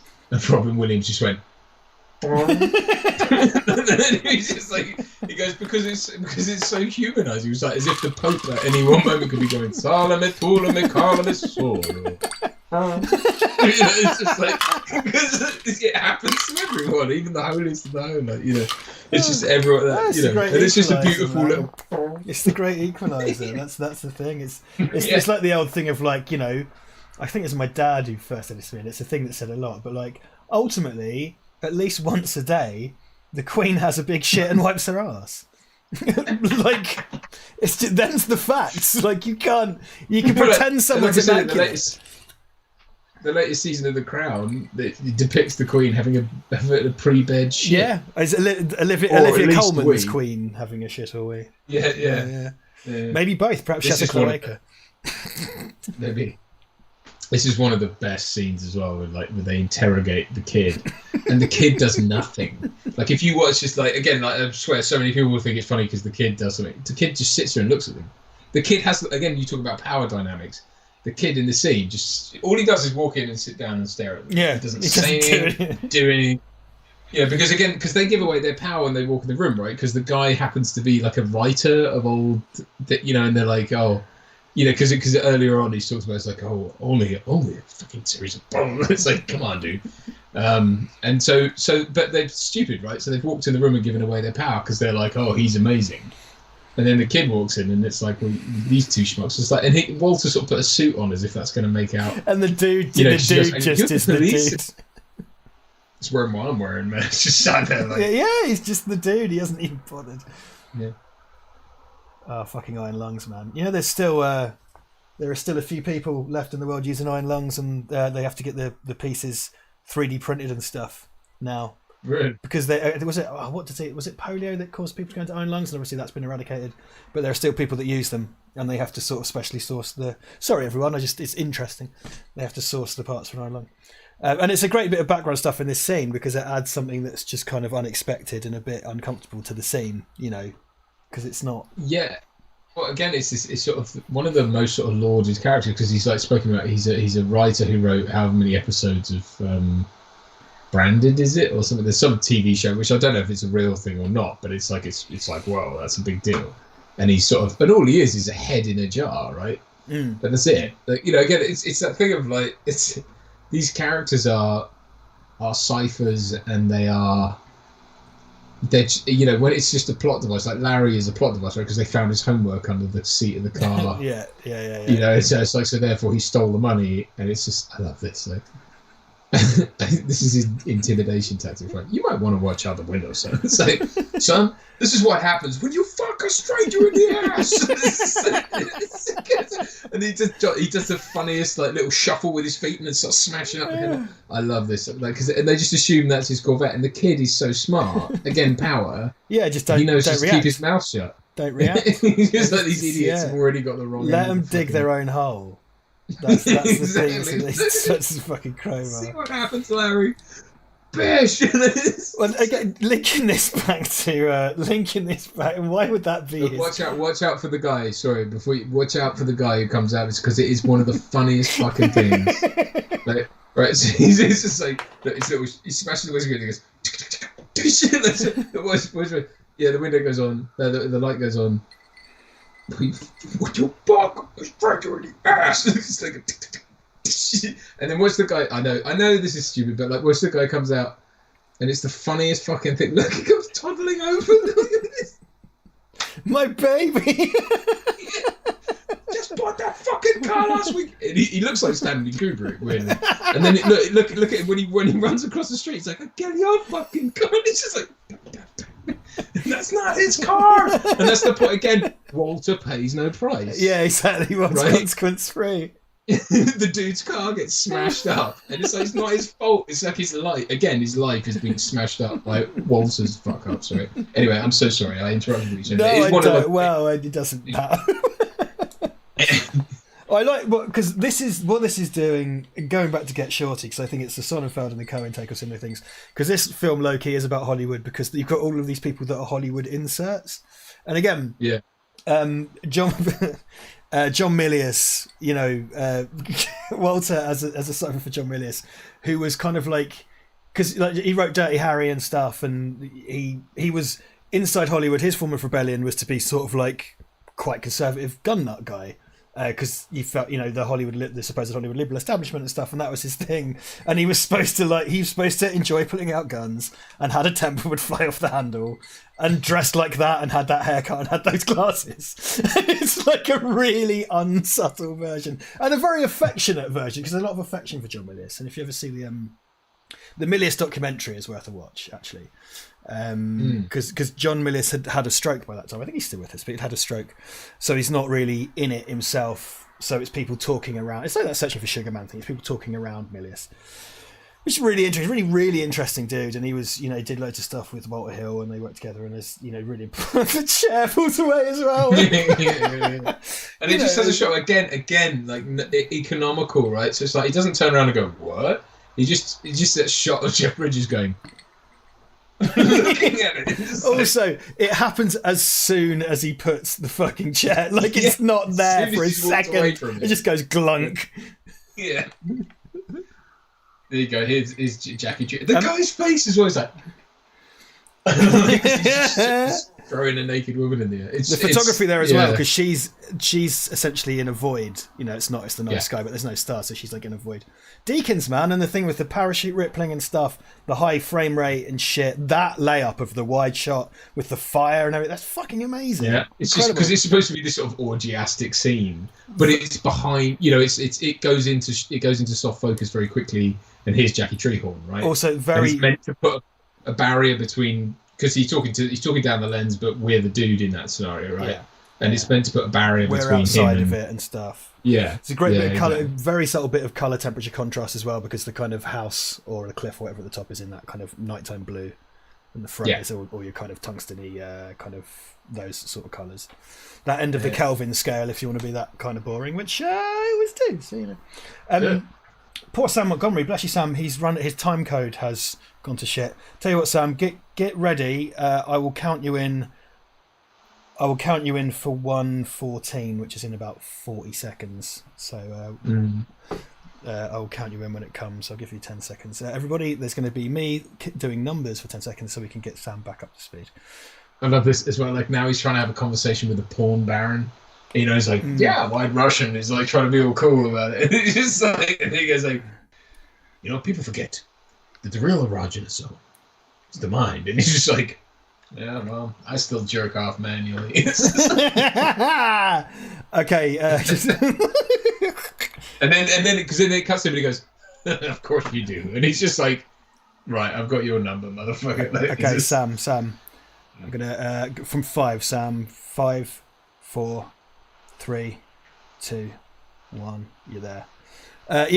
Really great. And what I'm really liking as well is because I've got the subtitles on, obviously, and I'm ready for some of the best lines. I'm sort of ready for, but a lot of the time they're funnier when they're written down. Like I still jerk off manually. It's just such a wonderful. I love this moment as well because he gets a phone call and he writes something down and he goes, "I'll be right back," and he walks out. And Jeff Bridges does that thing when he's lying down. He just goes, and runs over to the notepad, scribbles it down, and he's just drawn up. And it's a picture of a dude with a huge penis. And he's just like, "What the fuck?" And then he just goes to the back and lies down. Because it might as well. The crash zoom on his hand is so good. They do that. Yeah. Look at this little motion. It goes out and he goes. Also, it's hyper relatable. It's what you or I would do. You totally run over. Absolutely. Because again, it's a moment of sort of like ingeniousness, right? Like, oh, do that, and then you'll see what he wrote on it. But it's a guy with a huge dick. Also, this is a classic. It's a classic spy movie film noir thing. And it's done for a dick joke. It's brilliant because it has all the tension of discovering the safe code or the phone number, but he's just drawn a man with a big dick and walked off. And that doesn't explain anything. No, it's so good. It's like so horribly unhelpful on every level. Because he's obviously faked the call, and now he's just trying to it's so funny, man. It's so good. Like, I just love all this shit. Like, it doesn't. Like, I sort of struggle with people who go like, yeah, but what does it mean? I mean, like, what did she kidnap herself or what? And it's like, who cares? Yeah, that's not the exactly. Point. It's not the point. It's really. I watched a great video about how, like, the film Annihilation, it's like, yeah, it's all these videos, like, the ending explained, like, who's an alien and what does it mean for the universe? It's like, it doesn't matter. The film's about cancer. It's not actually about alien. You know what I mean? It doesn't matter. You got nothing to gain from worrying about. It's not. There are films where that does matter. I'm not saying it doesn't, but there are certain films where it's not really about that, so probably don't worry about it. I found that film quite pretentious in ways, but I wouldn't level that criticism at it, and I thought it was good. I just thought it was like, this is not the kind of thing I want to spend much time on because it's quite depressing. I think Ex Machina was more my speed. As an Alex Garland movie. Yeah. I did like Annihilation, but it didn't sit like Ex Machina. Like I really loved Annihilation. I thought it was good. I liked them both. Yeah, don't get me wrong. I don't mean to say it like, but I thought, yeah, I just thought that like it was a bit. I enjoyed it while I watched it, Annihilation and Ex Machina, but I wasn't sort of like compelled to go back and. I don't want to watch it again, you know. But it was fine. It was a fine film. Yeah. Well, sometimes it's not about that. I love the pass out to the glass. It's just the darkness washed over the dude. It's like, and then you hear Sam Elliott coming in. Great, and that's backlit by water push through light or effect of light, by the way. So it's warped reflections. Really fucking cool. Yeah, see this about being in a porn film. This is unreal. I honestly think that because it's like the bowling pins between the butt cheeks, as you said earlier. Gutter balls. This is so well done because it looks so much better. Look at this. Is that a giant set or what? Or a matte painting? I don't know, but it's like shadows cast across. Because I guess if that was a location somewhere, I guess. Because I mean, look at that. It's amazing. Like if you've got that huge wall somewhere. Because what this has as well, this as like the infinite bowling alley. Because, you know, the shoes turn into the stairway to heaven and everything. It's fucking amazing. So good. Saddam Hussein is the guy working at the bowling. He kind of looks like the sort of Mexican guy who works in the action. It's just like for no reason. All this is an amalgamation of shite he's heard subliminally. Yeah, and hasn't. That's why it's brilliant. Right? That psychological process, and it's the kind of the percolated musings of a cretin who's horny. Like that's all it is. And I'm not pretending. Like I definitely have dreams like this. In fact, I wish I had dreams this good. If I'm perfectly honest with you. Like she's a fucking Valkyrie. Julianne Moore is bowling with bowling titties as well. Because this is the whole the fucking classic Hollywood stuff in this, man. The staging and everything, and even really the sort of Twin Peaks David Lynch of it all with the checkered floors and stuff. Like, well, they do this in Hail Caesar, don't they? They do the whole thing. Yes, like, they're so good at that. They get it. When Kong Exchange gives £5. Thank you, When Kong. Did you guys see Mother? It became much more interesting when you look at it as a Bible analogy. No, I haven't seen Mother. I want to. I've been meaning to actually. I'm trying to catch up on my spooky horror stuff. So I watched Midsummer recently, which I thought was fucking spectacular. That's good, man. It went on a bit, but I thought it was good. Did you? I very much felt the kind of Kubrickness to it. I really did. Fucking hell. I mean, I don't get me wrong. Like, I think it's one of those. If you're just watching it to watch a sort of nasty. Like if you just want to watch a horror film, it's too long and it doesn't do that right. And that's where I think people kind of went, ugh. Like my wife wasn't a big fan of it, but I kind of went, no, I get what you do. Yeah, because it's not just a horror film. I think, and I think it was presented as one. And it's, dude, oh my god, I loved that film. I was absolutely, that to me is being lowered into a bath of warm film juice. It's like sometimes that happens. It's like I don't care how long this is. I'm here. Like I often complain about runtime, but there are certain cases kind of like this. I'm just in for this. Yeah, sometimes it's just nice to spend time in it. Like I think films for me that are like that are this, and also like Jackie Brown, and there are certain films where I'm like, yeah, because Tarantino, don't get me wrong, I know he does. I actually found that a bit, not all, but a bit with Once Upon a Time in Hollywood. I was just quite happy to spend time in the company of it. It didn't bother me. That was an odd one. Because for me that would be Inglourious Bastards. However, Once Upon a Time in Hollywood, I wouldn't. My problem with Once Upon a Time in Hollywood is because I thought it was I wasn't cohesive. Okay. And if you showed me those pieces individually, because I had a good time watching it. If you showed me those pieces as vignettes, I thought it was brilliant.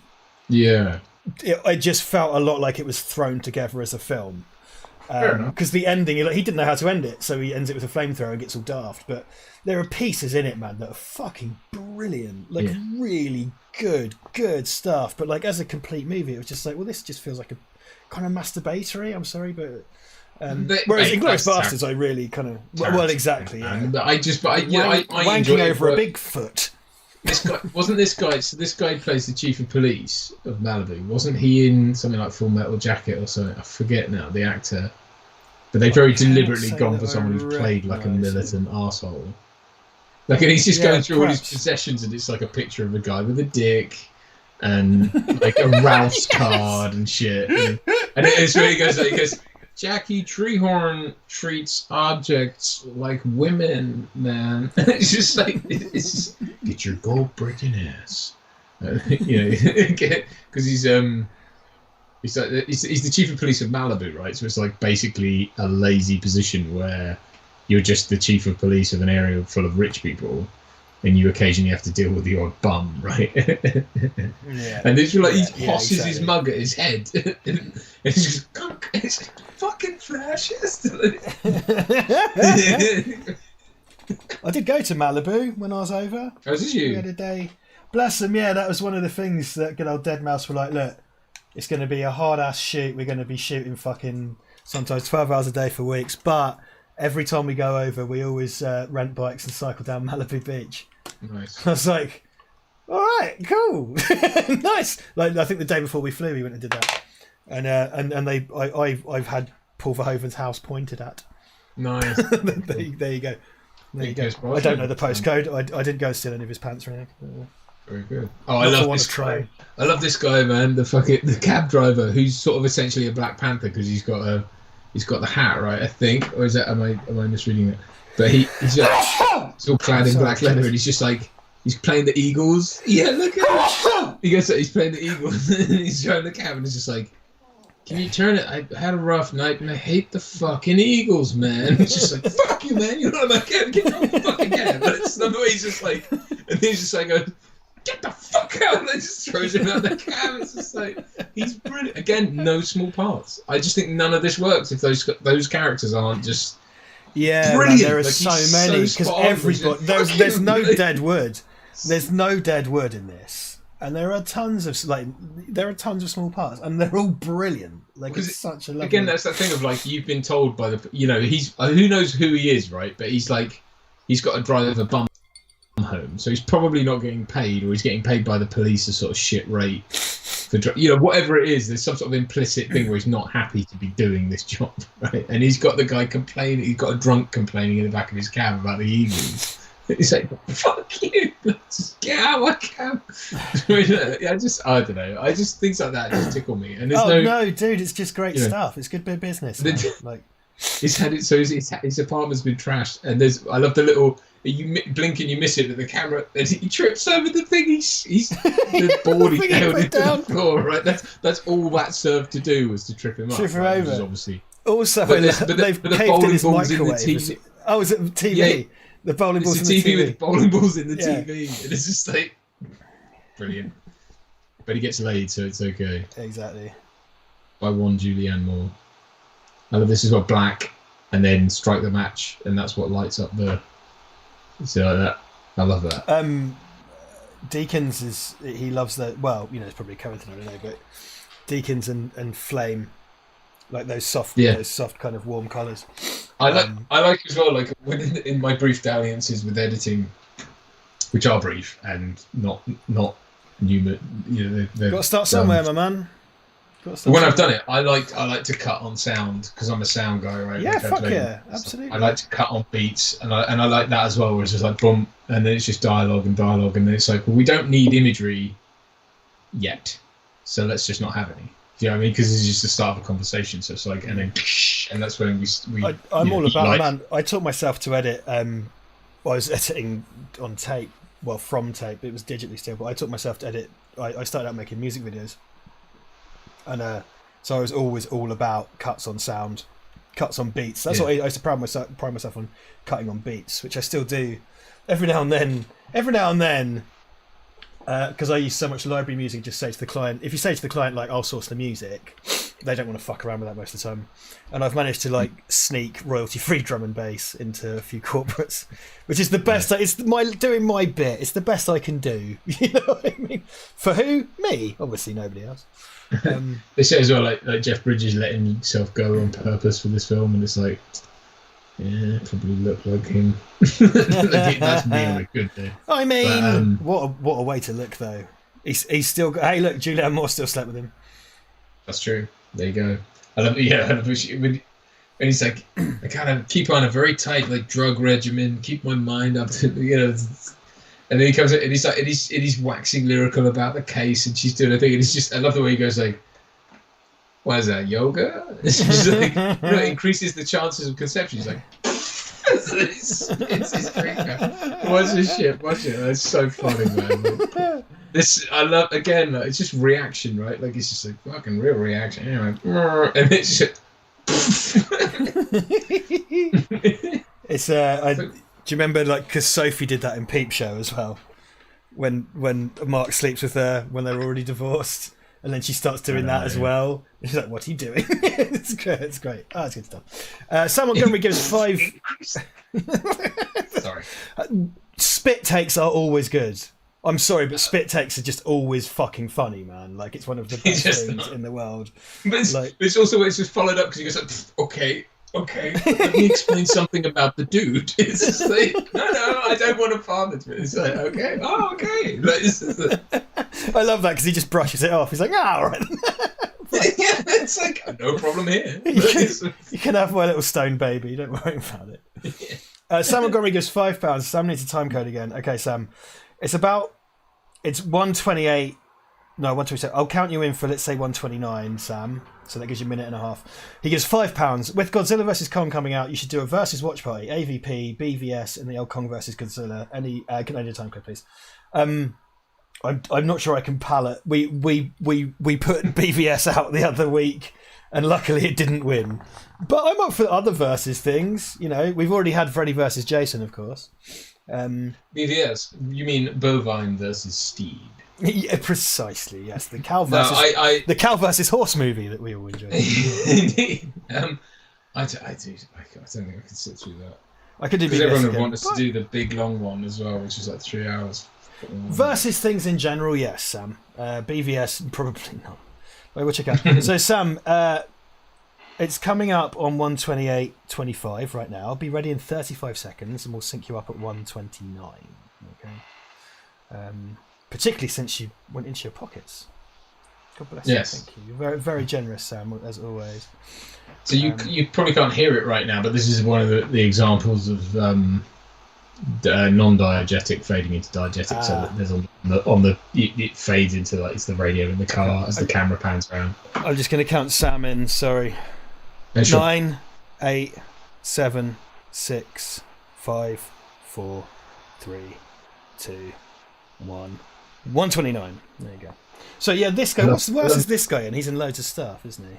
He's in loads of shit, man. Yeah, and I couldn't pin you down. I couldn't tell you. I love. I'm a fellow Seamus. And he's just like, you mean like an Irish monk? Just, what the fuck? That's I think one of my favorite acting beats is just to be like, what? That's I think why I just gravitated to this film, because it's full of that kind of shit, people not understanding each other, because that's massively that's like the backbone of this, isn't it? I think it's miscommunication and misunderstanding. She's my fucking lady friend. The Knutsons, that's right, yeah, because it turns out she's from this really wholesome family. And therefore, it implies that the real kidnapper is the Big Lebowski, right? Because he just stole this girl from a whole, admittedly sort of gold-digging trophy wife or whatever. But she's like clearly... That has shades of Chinatown in it. That has kind of gross relationship exploitation shit like in Chinatown, you know. But then again, that film was directed by Roman Polanski, so he would know. Bluntly. Let's ask Prince Andrew. But not Jeffrey Epstein, who tripped over some bullets in his cell or whatever.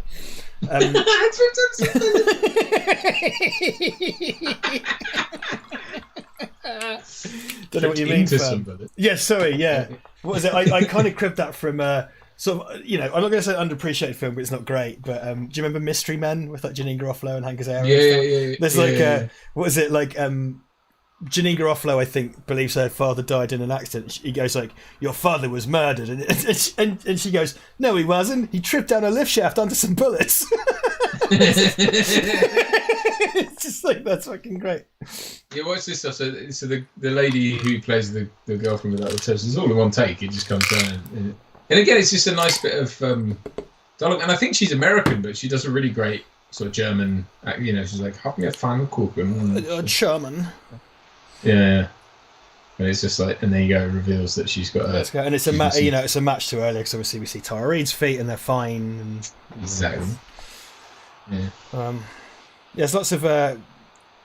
you see a lot in Deacon's stuff, but not always, because he's a good utiliser of the colour palette. I mean, I really loved... there are bits in Skyfall that I remember striking me in the cinema, like it's the whole Macau stuff, or Hong Kong, when he's up in the skyscraper and it's all lit by the neons and stuff. Oh yeah, it's fucking amazing. But that's a set, man. They built that. Oh, is it? On the bottom. Because it's lots of glass and stuff. I saw it. You know what? This is a testament to how big the Bond soundstage is. So the big MI6 set, you know, the one I told you we worked out with the where I was in, where M's office is, where they go after the bombing, and it's all underground and that shit. You know what I mean? Mm-hmm. Yeah, I remember. Yeah, where they do their the hacking laptop thing, right? The kind of concrete set. Yeah, basically. I mean, no, the big main one with the MI6 stuff, and then M's office is at the top. Anyway. Oh, sorry. Yes. Yeah. That was in the soundstage. Behind it were the two skyscrapers. So they built, like, within the same indoor space. They built that, and then behind it, they built the two skyscrapers, and they built something like 3 or 4 floors worth of glass skyscraper. In which because the thing is that fight, firstly there's the shot of him because he cuts the glass out and then he assassinates the guy in the other tower, right? So they had to get that like in camera. So that's in there, and then in the fight the window gets smashed and then it ends on him hanging out the window, but it's all one shot. So they had to have it on it couldn't be done obviously in a real skyscraper. Right. So they have to do it. So it's all background plates and stuff. But it's ingenious because it's like having all the neon shit going across everything hides a multitude of sins, right? Because it's kind of like, it's an artificially lit city, so therefore, you know, you can hide a lot of kind of stuff. Because that scene's either black or pink, and then all of the reflections within. All the all the glass, like. Well, and what a lot of people miss as well is like the reason why the bad guy sees Bond in the reflection is because he shoots the window in the opposite building. There's no longer it's shown. It's really subtle, and a load of people miss it because Bond goes in the room and the guy turns around and he thinks he sees him, but he doesn't. But then he starts creeping in on him, but because he shoots through the hole and hits the other window, like the reflection of the building goes, so it means that he can now see the reflection in the window that he's standing behind or whatever, and it's a really clever bit of visual storytelling that you don't notice, but it's like then suddenly Bond shows up in the window and it's like fuck, and then that's why the fight happened. Roger fucking Deakins, man. Roger fucking Deakins, dude. That whole, I remember watching that scene. Well, this scene's a good one because like I was sort of before I drifted off. Deakins does a lot of kind of warmly lit. It's in the lower end of the Kelvin scale. I mean, you tend to play realistically between kind of 3,000 and 6,000, and even those are quite extreme readings on the Kelvin scale. But these are the kind of warmer end, the kind of artificial light end. And so this scene has those very kind of autumnal colours, but there's lots of practicals in the scene. But the motivated light is kind of an assumed overhead or a chandelier, which you can't see, which is like a grid diffused light, which makes this very soft. It's motivated from this way, but we get kind of soft shadows on the far side of their faces, and that's matched. And it's such an invisible art. Because I was saying to actually Toby texted me earlier and was talking about lighting stuff, so I showed him some lighting tests, and he was and I showed him a test where it was like light from the laptop. He's like, "Is that light from the laptop?" And I was like, "No." The thing is, because his wife Fliss, his co-writer, there you go. You see the chandelier in that. Did you see that? Oh, there you go. Exactly. So you don't get that revealed from the start. That's the motivated light, but it comes in later in the take in the scene.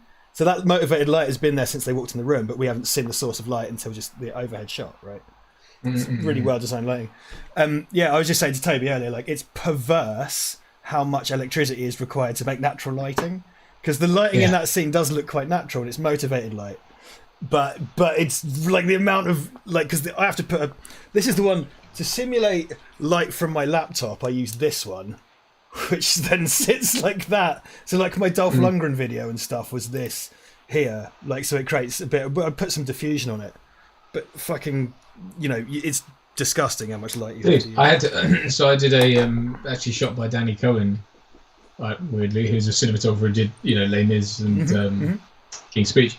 I did an advert which was shot on 35 mil, and I guess because of the schedules, we shot it over 2 days, but we had to do the final bit, which was in a sort of townhouse living room area, but it was set during the day, but because of the schedule, it was happening after dark. And they rigged up in the garden to that house and the neighbouring house scaffolding towers that were 2 stories high, in which they put giant daylight replicating lights. Crazy. So that we could make it look like, and in the front garden as well, to make it look like that room was lit by sunlight. It's mad. I've seen those lamps, man. I've seen them on set. Like, they're fucking these huge, like this big. Because your daylight is the higher end of the Kelvin scale, so you're sort of like 5500 is technically daylight, and that's your big, and that's the big fuckers. Danny Cohen stuff is amazing, by the way. Like Danny Cohen, his he's a great singer, dude. Like the King's Speech, like, which I like as a movie, but something you like about it, but it looks fucking incredible. Like, it's a beautiful. He's such subtle. He's a real dude, deepy wanker, like in the nicest possible way. He's because working with him, I'm very fortunate. I got to work with a guy like and be the lead. All right, it was an advert, but be the lead character in a thing that was shot by Danny Cohen. How fucking cool is that? We need to. He's a genius. We just need to clear up something in the chat, and I don't know where this has come from. Tara Reid is not dead. Tara Reid is still alive. Yeah, people are eulogising. Someone has said Tara Reid is dead. Now people are going like, dude, Tara Reid's not dead. Tara Reid is alive. I'm certain. I mean, don't get me wrong, she looks like shit. Have you seen a picture of her? All the things, but she's not dead. No. Inside, maybe, but inside. Certainly not else. Have you seen the rigs? I love this stuff. Oh, sorry, yeah. Sorry, go on. But have you seen the scene in this is a fucking Roger Deakins wank off. The scene in 1914 where he's running through the bombed city at night and it's all lit by those rising flares. Have you seen the rig for that? It's when he wakes up, isn't it, in the building, and then because the camera goes through the top window, and apparently that was the set cut in half and came apart. Articulates, yeah. And there's a handoff to a quad bike at one point. Actually giving me goosebumps, by the way. Like, that it's fucking good, mate. It's amazing. Brilliant. The lighting rig to simulate, because the flares go up, and it's those kind of strobing lights as he runs through. That's this huge tower of lights that kind of scans up to give to credit. Because they did it on. They did that again on Skyfall. That was the sort of proto thing, because the whole the Skyfall Lodge thing at night with the frozen lake. That was all done at Longcross, and they built just a wall of those lights and had it replicate the house being on fire and stuff like that. And so I think that's what they used a lot of that to kind of recreate. Yeah, like you said, sort of burning town and everything. But dude, 1917 was fantastic. Yeah, amazing. Incredible. Again. Not something I'd necessarily want to run back and watch again, but it falls into that kind of, much like stuff like Gravity and that kind of stuff. It's like, it's a simulator of a kind. That's like an incredible cinematic experience. Well, look, but I'm not in a rush to go back and see. It's the James Cameron is P.T. Barnum thing that I talk about a lot. That one, I saw it in the cinema when it came out of the lovely cinema at Wisbeach that I've forgotten the name of, the Lux, which I'll talk about. Beautiful, beautiful cinema, the Lux. And Nathan, the GM, we follow each other on Twitter. Amazing cinema. Beautiful little place. I watched it at the time. I loved it, and I've not been compelled to watch it again, but I would like to. But it's so tense. Amazingly tense movie. And it's nice to see that relationship between Deakins and Mendes continue. This bit, with Danny, with Donnie on the floor. I love the way the light fades out and you just have the stars. Yeah, and that goes back to the opening credits with the kind of, which I guess they must have not had complete control of the light. They must be rotoscoped or something. I think you have to imagine there's some things going on there. Yeah. I love this guy, the funeral director. It is our most modestly priced receptacle. Receptacle, again, in a world completely out of the depths. It's like, why is Donnie being buried? Like, why has he been sent to this insanely high? It's like a almost sort of church like cathedral of death that they're sat at. I forget how because this is the end of the movie as well. You forget. I forget how far this comes in. But yeah, I love that fight scene as well with it. Like, so sort of John Goodman, Walter kind of comes into his own. Like, finally, he's got confidence. You know what I mean? Like, he kind of starts to actually see that there is a genuine something. But like, he bites a guy's fucking ear off. That's pretty real. It's pretty. It's yeah. Is that the first time his specs come off the whole movie? It's the first time he's not wearing shades.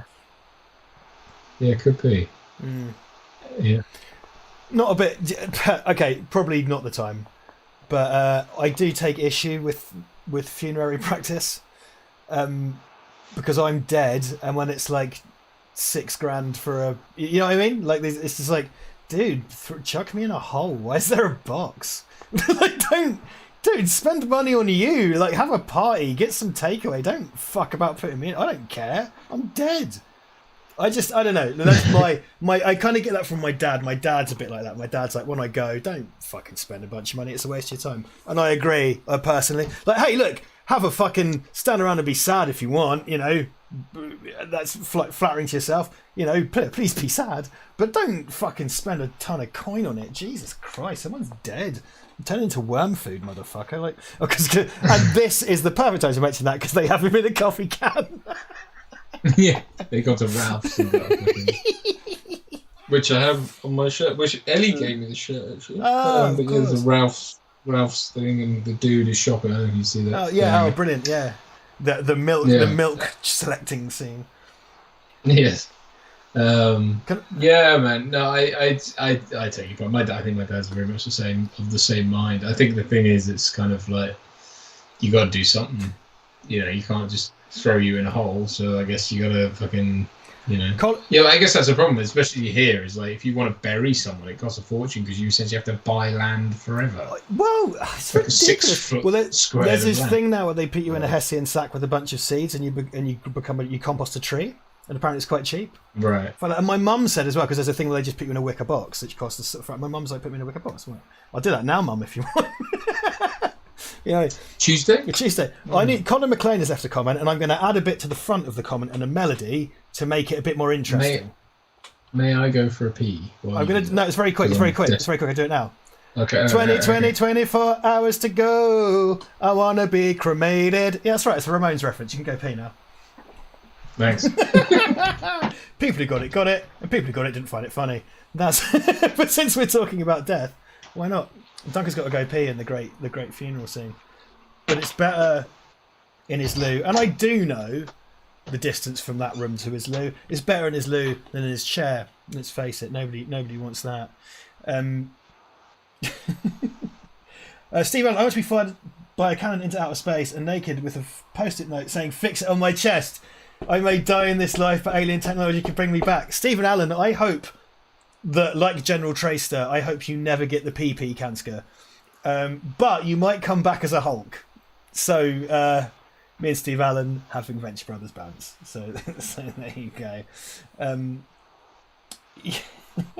Crow score for Josh 72546. Me and my brother have this running joke that whoever dies first gets Atmosphere, the single by Russ Abbott, played at their funeral, which is a very narrow reference in case you're in any way wondering about that. We might have some more paid power. I've got I need to get Casey to read out the PayPals because it looks like we've had another PayPal donation, so thank you very much. Vote Saxon says, have the Rolling Stones killed. As Winchung Exchange, let's talk shit about Duncan. Yeah, fucking prick. What's on Duncan's pants? Says James Atkinson. Daddy fears the can scare, says Steve. I didn't realise that. But are you American, James Atkinson? When you say pants, you don't mean underpants. You mean trousers. Is that what you're saying? We'll find out, shall we? Yeah, Stephen. Yes, mate. Duncan. Oh no, he can't hear me. Look, I've got picture with headphones on. Duncan's a cunt. Duncan's a cunt. Duncan's a cunt. Duncan's a cunt. Duncan's a cunt. Duncan's a cunt. Duncan's a cunt. Hey man, What's on your trousers? Is there something on your trousers? Cocks. Duncan. They're yellow cocks, as in like male chicken. Yellow penis. The yellow penis. Duncan, do yourself a favour. Write down or remember the time code. I'm going to send you a time code. Actually, you just carry on. I'm going to send you a time code for this video, and that time code is 2:22:47. Watch that tomorrow. 2:22:47. Yeah, watch that tomorrow. Don't worry about it now. It'll be important tomorrow. Watch it tomorrow. It's fine. So you have penises on your trousers? Because James Atkinson was asking about. I'll try and. Hang on. Can you see that? Can you see? Oh wow! Yeah. Okay, James, you're getting. Are they llamas? Oh, they're cocks. They're cocks. I'm an idiot. They're cocks. There you go. There you go. Yeah. They're lounge pants. Yes. My wife's a big proponent of lounge pants, so she buys me lounge pants. In my kind of pride for my heritage, these are my tartan lounge pants. Duncan, who has seen my kilt, will know that these match my kilt. It's the same grey. I didn't go family tartan for my kilt because my family tartan's quite hard to get, so I went for the grey watch, which is just a good generic kilt tartan. And also, a lot of the fetishization of kilts comes from the English in the Victorian era rather than Scotland itself. And that's why I bought some Chinese-made tartan trousers from Amazon. And there you go. Far out. Far out. Oh, Sam, what that moustache. They said, I think the camera brother says, well, the reason why they love casting him is because he's got such a thick moustache you can hide different dialogue takes because you can't see what his lips are doing. Is that the benefit of COVID where everyone wears masks and you just ADR? The entire, well, yeah, you bane it, I suppose.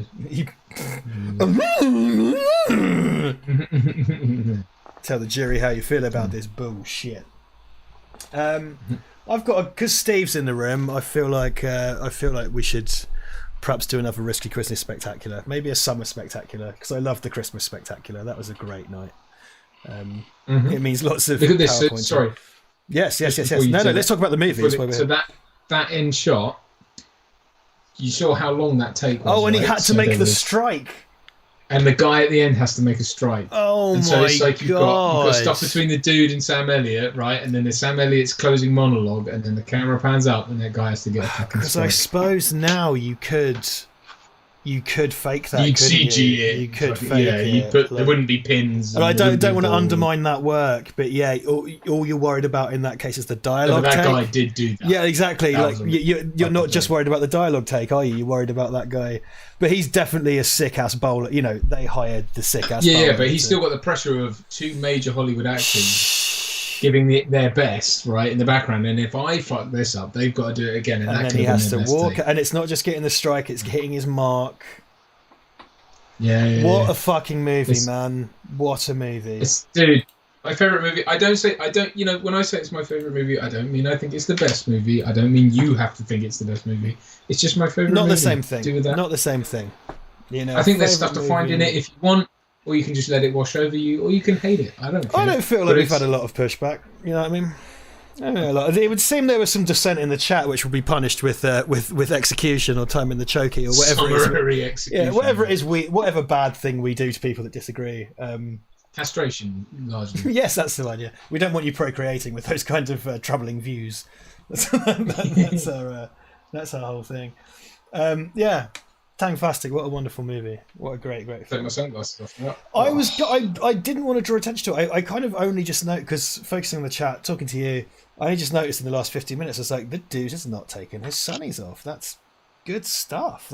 Hey, look, this is actor that, shit. I was kind of like, you know what? I'll just keep him on the whole thing. Fuck it. I kept him on while I took a whiz. What are you gonna do? Oh, you took him off to urinate, you monster.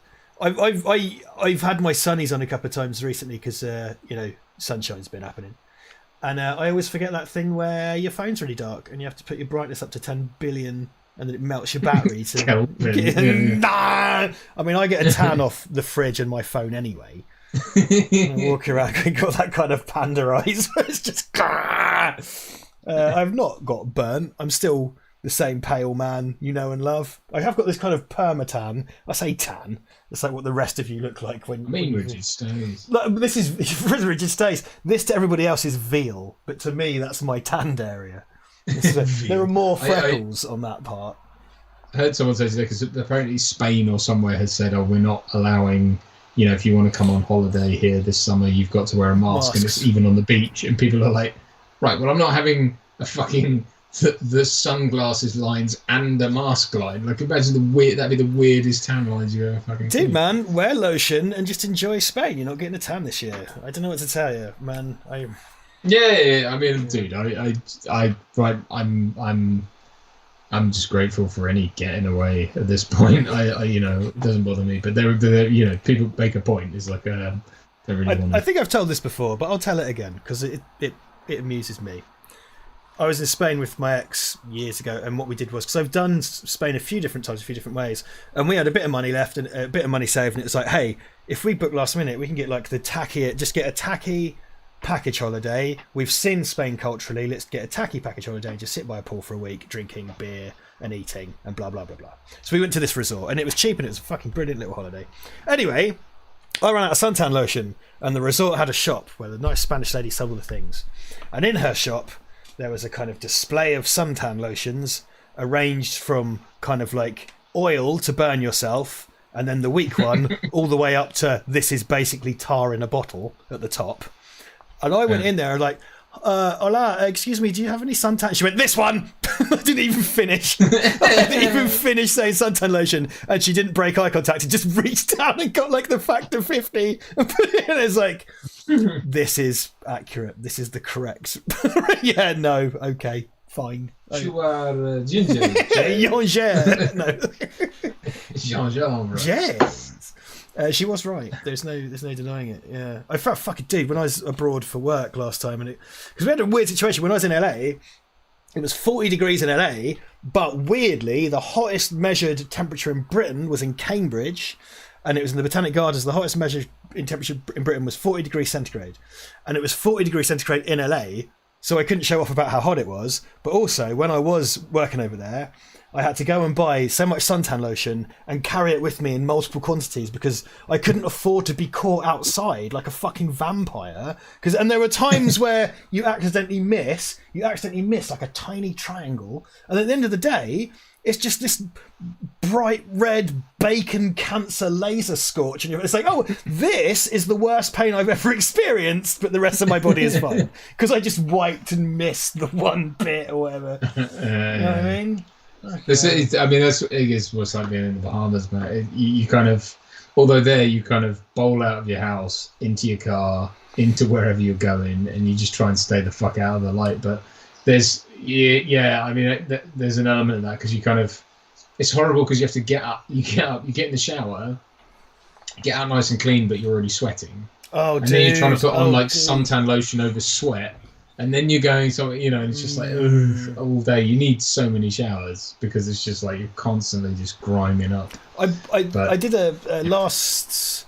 I can't remember what the hottest. Do you remember? I think I was texting you at the time. The hottest day of the year last year was the day that I decided to do a dry run London to Brighton cycle. So like before the main one we did for Rachel, like I tried to do one, and I did about 30 miles. I didn't do all of it. I did about 30 miles, and my friend Will was like, "Dude, just get on a train and come to mine. Like we're doing it in a couple of weeks. You've done a good run." So it's the hottest day of the year in Britain, and I was, you know, so it was in the 30s, I think, and I was all creamed up and whatever. And I got to Brighton, got off the train, and I cycled like the 3 miles to Will's house, like really tore it up. And it was one of those things similar to what you've just described. And he was like, "Oh, dude, get in the shower." So I got in the shower, showered, dried off and got dressed. However, I was still sweating from the ride. So I put on all my clothes and just went, and the whole shower was undone in about 5 minutes. So I have that when I do my exercise in the morning. If I shower too quickly, I'm still sweating. Like, you know, you've got to let your body just deal with it. And if you're in a rush, go fuck yourself. That's too bad. You're just like, you know, you're done. So yeah, your body has other ideas basically. That's what that is. Shall we wrap up about 10:25? Is that okay? Wrap about 10:25. Another sort of 10ish minutes. Well, you're in a rush. Okay. Or 10:30. Yeah, let's say 10:30. You obviously hate Arnold. I really do. Yeah, monsters. We go later if you want. I'm just okay, guys. Here's what's happened. Here's what's happened. No, it's fine. Here's what's happened. Fine, No, but here's what's happened. We saw a video that said that live streams damage subscription to YouTube channels because your videos are longer and it's watch time, and it's made me. Here's an insight into the world of Richard and Duncan. Richard gets an idea and gets really paranoid and carried away with it, and he just like tries to fight it, and Duncan just goes like, just relax, okay? That's everything we've ever done. This is our yin and yang. I'm super paranoid and get carried away with everything, and Duncan just kind of goes like, chill out, dude, it's fine. And the idea was live streams are long and it brings out audience retention and people don't subscribe to the channel anymore, and that's been buzzing around my head, and I'm kind of like, we have to do everything in 5 seconds. I think that's right, but I also think that there are ways to combat it that don't involve cutting half an hour or whatever off a live stream is not going to make any fucking difference. I don't think. Sorry, don't listen to me. Get that man a paper bag. Don't listen to me. Yeah, this is the fucking. I just think we so yeah. I mean, well, now that we're behind that curtain, we are planning on doing some. Actually, we need to sort of schedule. Is it schedule or schedule? This is one of those things because Americans say we say it weird. And we say schedule, I'm pretty sure, and they get weirded out because they say schedule. Okay. They don't, because there is a C in there, America. But then these are one of these British American things. It's like, which one am I doing? I don't know anymore. They say herbs, and we say herbs because there's fucking a H in it. I was just thinking about Eddie Izzard earlier. Yeah, man. Yeah, no, we were talking about doing sort of doing a podcast. Yes. I know that has been on the cards for a long time, and it kind of got shelved, obviously, with COVID. But we are talking about launching a podcast to go out on platforms, but also treating it like a sort of half-hour weekly show as a way of sort of getting some pre-recorded content out each week, because I think that would help counteract things. Because certainly our subscribers have stagnated. Although, as I said to you earlier, I've noticed in my personal account that VVB stuff is getting recommended again, and we had a very, very little spike in subscribers. So I think something's working for us, and it will stop working for us again in short order, I'm sure. But I think what we need to do is get that sort of pre-recorded content back on the go as well. Well, because that was the channel has grown in every respect the most since the live streams. And I mean that, on one hand monetarily, but I mean it in kind of numbers as well. But, our kind of raison d'etre was the pre-recorded stuff. We found a kind of niche here, which I like. So it's hard to split the difference. And you're constantly chasing your tail. We know one of our friends who has a channel, he's very, very good at altering his content and chasing the trends, and that guy is super on the pulse. He's always looking at stuff. And Duncan, I'm not sure we have time to. I'm not sure that he does either, but he somehow manages to sort of be this kind of crazy YouTube analyst, doesn't he? He knows how to alter everything, that guy, and constantly tweaks everything. And we're sort of.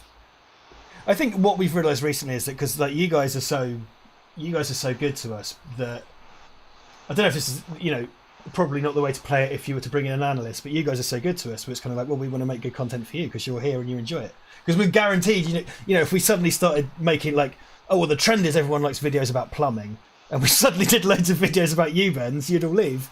And they'd be like, well, that's a betrayal of our audience, because you guys watch every week and come and chat. We see the same names in all the streams every week. We see the same names as Patreon and stuff. So we'd rather make you guys happy and do good content for you than sort of chase some... Because it's like wrestling with smoke, isn't it? The whole, what does YouTube want? Because we could just use makeup tutorials, I suppose. It's like my industry as well. Like the amount of sort of scrambling dickheads who are like, well, the latest thing is sending your dick in a box to casting directors. So why aren't you sending your dick in a box? Or like I sent my dick in a box to 5 casting directors. Just 3D print a new dick. What are you doing? What's your problem? Come on, get on with it. Like, what's your problem? Why aren't you with it? I just booked 5 fucking jobs, and I'm only send this because my dick's in a box. So yeah, and I've come up against those sort of people so many times, and it's like. But those same people will tell you, do you know how Tom Cruise got started? Do you know how Tom Cruise got started? He sent his bum in a box to fucking... Well, it'll be... All of those stories are lightning in a bottle anyway.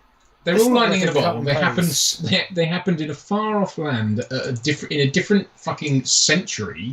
So it's like, dude, like, do you know what the take-home is? do your thing. Do your thing and do it well, and drown out the background noise, because for fuck's sake, you know. And it's like, and I take that lesson. So I don't mean that you sort of ignore common wisdom, or you ignore, you know, smart advice.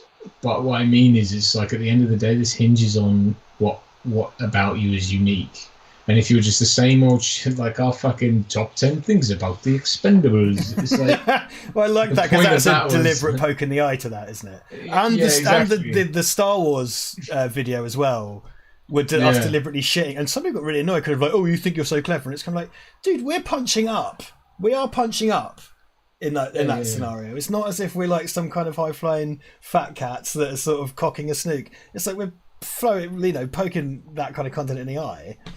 And, you know, look, we've sort of done, don't want to say anti-commercial, that sounds wanky, but I do think we just do our own thing and hope for the best. We don't really pander to stuff, you know. I'd rather have the audience we have, because, like you say, if you end up just pandering to everything and chasing the trends and stuff, and, you know, what do you have? You very quickly show yourself up. I think, you know, channels that do that, and I'm not saying that, you know, our mutual friend does that. He doesn't. He still has very much his own identity, but I do think there are channels that you see doing that, and it very quickly becomes apparent, and you go, yeah, and you stop engaging, you know. And I'm not saying, you know, that's still not a recipe for success. Maybe it is, you know. I don't know, but I think if you want long-term success in most things, it's about just being as authentically you as you can. I know that sounds sort of platitude-ridden and cliche, but it's like, actually, that's what people will stay for. You know, they won't stay for the fact that you bamboozled them into clicking on something. Well, that's it, isn't it? Because I think if you do those, don't get me wrong, we do sometimes Duncan and I kind of go like, oh, we should do this film for the watch party because such and such film has come out. But that's kind of it. You know, I mean, I don't think we go much. Yeah, but we do it as us. We don't do it as, you know. That's, I think the point is, you know, you review it as you, and you put your own unique thing on it. And if, you know, if people are going to come and turn up, great. If they don't, they don't. But you kind of have to have that. And, you know, a lot of people said this about YouTube as well. It's like, it's not a platform to make money from. There's this idea that you become a celebrity YouTuber and you're a millionaire and stuff. And it's like, actually, most of those people parlayed it into a venture off YouTube a long time before they became anything on it, you know. Yeah, I mean, sorry, Wing Kong Exchange says JCVD did a flip in front of Canon when you weren't looking.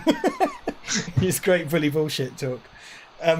Talking of actually, I just want to really cover things out, because we do have our little love-ins here from time to time, and I would like to just sort of acknowledge that. John Smith yet again says, this is one of the nicer chats, no one seems to be an arse. And then also Steve Allen, I legit think the best thing about VVB is it's a community of people. It's nice to see people who want to chat about movies and not have it dissolve into bipartisan politics that sour it all.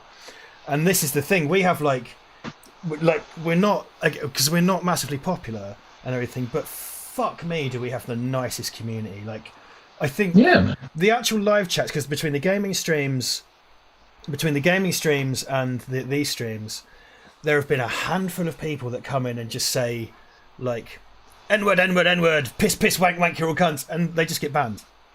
You know, and it's happened, like, twice? Like, it never happens. Like, and everybody's here, because we, like, some of you are silent, possibly, I suppose, a silent majority, who don't talk much, and every now and then someone will pipe up in the chat who doesn't speak often, but for the most part we know all your names and we see all of you guys and we know who you are, and a lot of you on Patreon, you come to the gaming stuff, and on our social media we recognise you as well. And yet, fuck it, man, I will absolutely take the small but dedicated community, because you lot are fucking brilliant. Like, you're so good. Like, it's such a fucking sweet thing to be part of. Well, the thing as well is, like, you and I suppose the beautiful thing is you and I aren't interested in being YouTubers per se. We are filmmakers. You know, I'm an actor, you're a director and a cinematographer. I'm also a writer. You know, we have other businesses. That's what we do. You know, but this is just at the moment, it's our sort of once a week hangout. You know, and we get to share it with you. Share it with you lot, yeah. And the point is, you know, that's what this is about. And if it grows into a giant thing, all well and good, but it needs to be that thing. It can't grow into just an YouTube channel. It needs to be VVB, you know, and though it has the sort of machinations of a communist dictatorship, it is a sort of very communal. Well, I suppose that is right, isn't it? It's a communal thing. It's yes, by the people for the people. But all the people work in a mine or something. Tom C has come in with a wonderful comment just to augment what I was saying earlier. Tom C says, I don't talk much, but I love you both. Well, we love you too, Tom. Thank you so much for taking part. And you didn't have to pipe up, but you did. And don't feel as if you need to be drawn into chat if you don't want to, but we're very, very grateful for you. And others like you who perhaps don't want to say anything. We commend you for your contribution, and thank you for turning up, because you know what? It makes all the difference. Valverdians are the shit, mate. I love our little fucking enclave we have, our little fucking part of the internet. Like, it's the best part of the internet as far as I'm concerned. Fuck everybody else. We got what we got going on, man. It's wicked. Love seeing all you all the time. So much fun. Just to draw back briefly, and this is a thing that's come up. So those of you who are following on Patreon, on the $3 and up tier, and I'm plugging this at the moment, I have my series... So You Want to Be a Filmmaker, and Duncan has his series Driving with Duncan, or Driving with Dunk.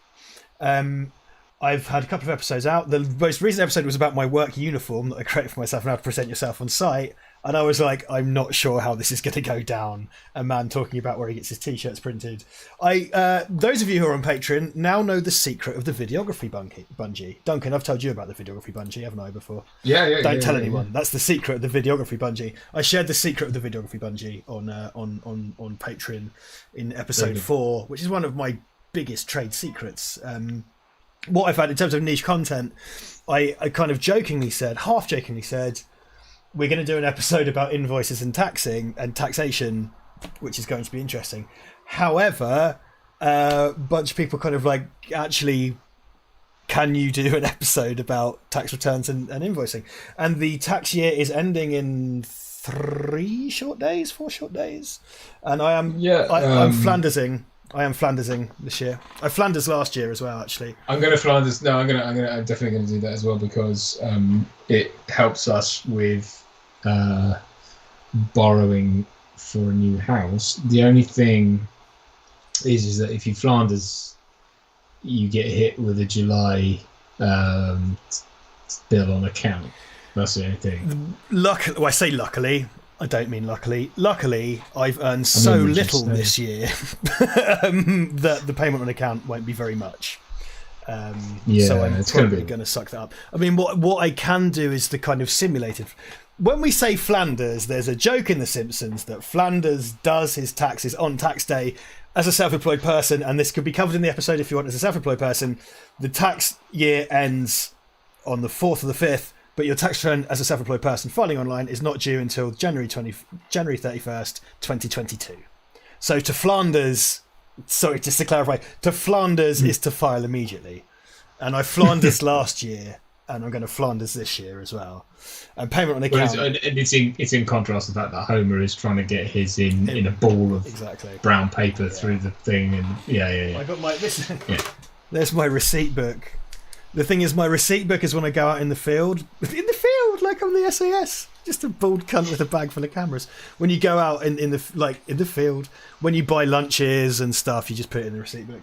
The receipt book has been largely untroubled for the last year. Well, same here. I mean, I have my actually it's Angelo I have to thank for most of my experience. My laptop and my phone I can kind of get away with. And then the odd expense, like I've recently built a website for our company and registered the domain name and paid for email address, but there's very little. There's really very little that I can claim as an expense, which is horrible, because it means I am going to get spanked pretty hard. And so part of me is like, well, actually, that's where the payment on account thing is sort of nice, because you pay half up front, right? So you kind of like, you don't get bished in January. Yeah, well, there's the. I'll talk about this in the video. If you want to come on the video with me, I just want to point out that James Atkinson has said that he is a newly minted accountant and would like to help with the taxation video. Oh, mate. Well, James, I am looking for an accountant, because I am seriously like, I want to hand this off to someone rather than do it myself. So, and if you know your way around acting and content creation and various other things that I've done because I'm setting up a business as well. So there's an awful lot of shit to get your head around. But well, this is, James, if you want to advise me, because I just don't want to give bad advice. I know what I do and how I do it, and it's how you have assets and stuff like that. And so, for example, if you're saving for a deposit to a house, you're going to have a bigger tax bill because you're keeping the money back. But if you're reinvesting, because I reinvested end of 2019. I had some juicy contracts and I reinvested in kit and upgraded my kit. Because then you have a smaller tax bill because you've paid your tax through your purchases into the treasury instead of directly. We'll talk about all that. It's going to be fun. We're going to have a big envelope full of receipts. Duncan knows how much Richard loves a spreadsheet. Doesn't he? He does love a spreadsheet. You love a spreadsheet. And I'm going to share, Duncan, my income spreadsheet. He's looking at his phone. Look at him. He just wants to die. No, I was looking at my watch, actually. Not at That's the even time. worse. You're just sort of like, No. oh, God. It's only good. I was just looking at my watch. Dude, that's the problem with being into watches is like you find yourself just looking at your watch and people think you're being really rude. And it's like, I don't actually know what time it is. I do that with my trainers. So don't worry. There you go. That's fine. It's the same. There you go. And what watch are you wearing today? Because you hybridized the choices, didn't you? The movie choices. Are you wearing a Bond watch today? Or Oh no! I did a picture. So on Twitter, I posted a picture of the only two representative props that I have are the dude cardigan and the Omega Seamaster. But no, I'm wearing my James Atkinson is not black. newly minted. I'm sorry, James. Carry on. Oh, sorry. I'm wearing my Tudor Black Bay 58, which is there again. Shout out to Angelo for he has one of these as well. Hard to get, actually, very hard to get these watches. But so. I'm wearing my running shoes and not any of my nurse trainers. Though I did have my Nike Airbrons on earlier for a meeting I had. I had a meeting with Liz, who's a researcher for Type 2 Bleed. Who was all fucking over that shit. Jesus Christ, I'm so glad I spoke to her. She's very, very serious. When you put Liz in work mode, she goes fucking. She sort of like turned up at my house today because we sat in the garden and had tea, and she was kind of like, okay, so what's your strategy? And I was kind of like, make a film. Well, I guess I should have spoken to her really, but it's nice to have someone. Because Liz is an old mate, so it was tied to a catch up. I should put you two in a Skype call then. Yeah. Because you two probably need to talk more than we did. She sort of wanted to know the direction of the movie and stuff and everything. And she knows what she wants to do. I think you two should have a talk, actually. You need to send me your expenses so far, and because I've got a call with Bill tomorrow. This is so. Sorry, we're just doing our housekeeping on. I have a call with Bill tomorrow at 3, so I need your shit before then, and I need to do a budget. That's fine. Actually, I can just cut and paste that from my tax fans. I can cut and paste that from my expenses spreadsheet. Everything I've spent so far. So there you go. Benny Legend says, "What was the Bond watch in Tomorrow Never Dies?" It was the Omega Seamaster 300 Professional Automatic. There you go. You're very welcome. Very good. Yeah, not the one. It's very similar to basically the same as the one I've got, but mine's a quartz, which is the one from GoldenEye, not from Tomorrow. Tomorrow Never Dies. They look the same, basically. Numbers dipped under 80 when we did tax talk. Yeah, Floyd just comes in. 3 dislikes. Tax talk isn't working. Oh, it's great. When you're right, mate. I used to get fucking. It's a bit different now because we make more. But I remember tweeting.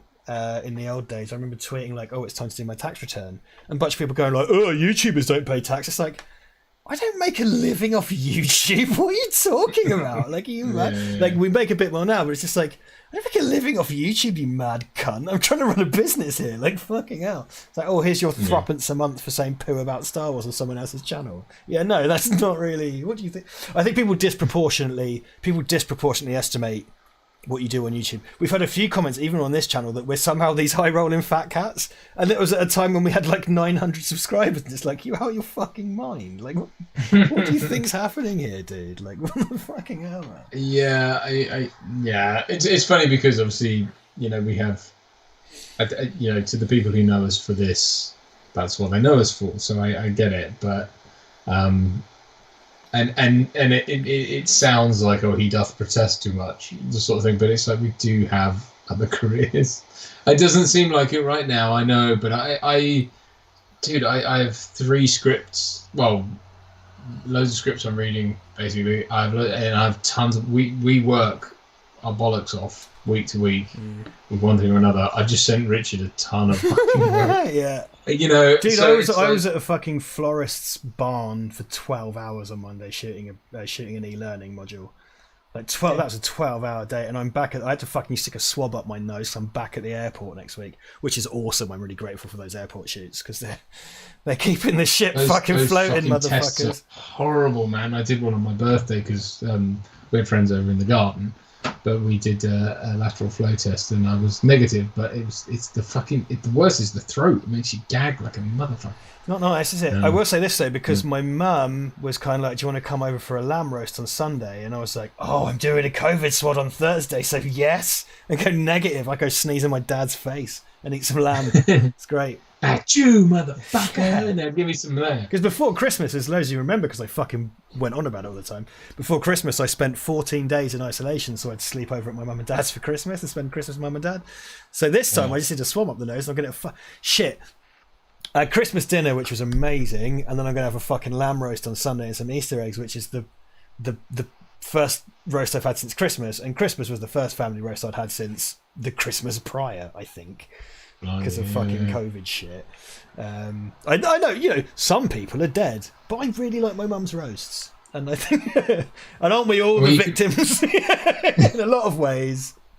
You can come around here for a roast, man. And we're big proponents of roast, and that's nice. You know, it's one good thing about starting a family is you get to kind of have roasts on the reg. Because it's hard when you're on your own. It's like, well, what am I going to do? Roast the whole joint, just to, you know. Yeah, exactly. Well, precisely. Yeah, for two people and the dog. You know, I'm sure the dog would eat all of it in one mouthful with your dog, actually. Yeah. Vote Saxon 07 says, "I'm reading a lot of scripts lately. That's a lot cheaper than actually going to the movies." And I did it in his voice. You did it in his voice. Very just good. To piss him off. Josilla sent us $5 redos and says, "Tax video title suggestions: Mad Tax, Beyond, Taximum Overdrive, and Tax of the Clones." I'm going to go for Taximum Overdrive. I do love Max. I'm going for Taximum Overdrive, Josilla. Taximum Overdrive, yeah, 100% behind that one. Just to be clear, I've seen some comments. The tax video is for Patreon. I'm not mental enough to do general taxes, everybody. It's part of my film. I've been doing a series about how to be a videographer. I'm not going to release a general video because I love that. I love the hypocrisy of that. It's like, oh no, like doing a video about tax. I want to watch that. No, I'm going to release a video about how Dolph Lundgren is a post-human superintelligence. That's what I thought would get the clicks. That was where I thought the numbers were at. I was wrong. I was dead wrong. It transpires. Absolutely not. No, I actually think that those people seem to really respond to those, and that's really nice. But I do think it's a bit more niche. I mean, I need to do. It's funny, like I jokingly put I did some driving vlogs. I put them on Patreon as like the musings of some dickhead while driving, you know, because they really were. I mean, they're you know, they are sincere, you know, but it's you don't know. I mean, this is a great thing about, you know, what we do is you don't know what speaks to who. So and that's why you should never discount anything you say. You know, I know we have a strong streak of self-deprecation here, but it's like actually you shouldn't discount what you say because you don't know who it's going to help. And it does help someone. Yeah, you know, massively. Like, it's really humbling, actually.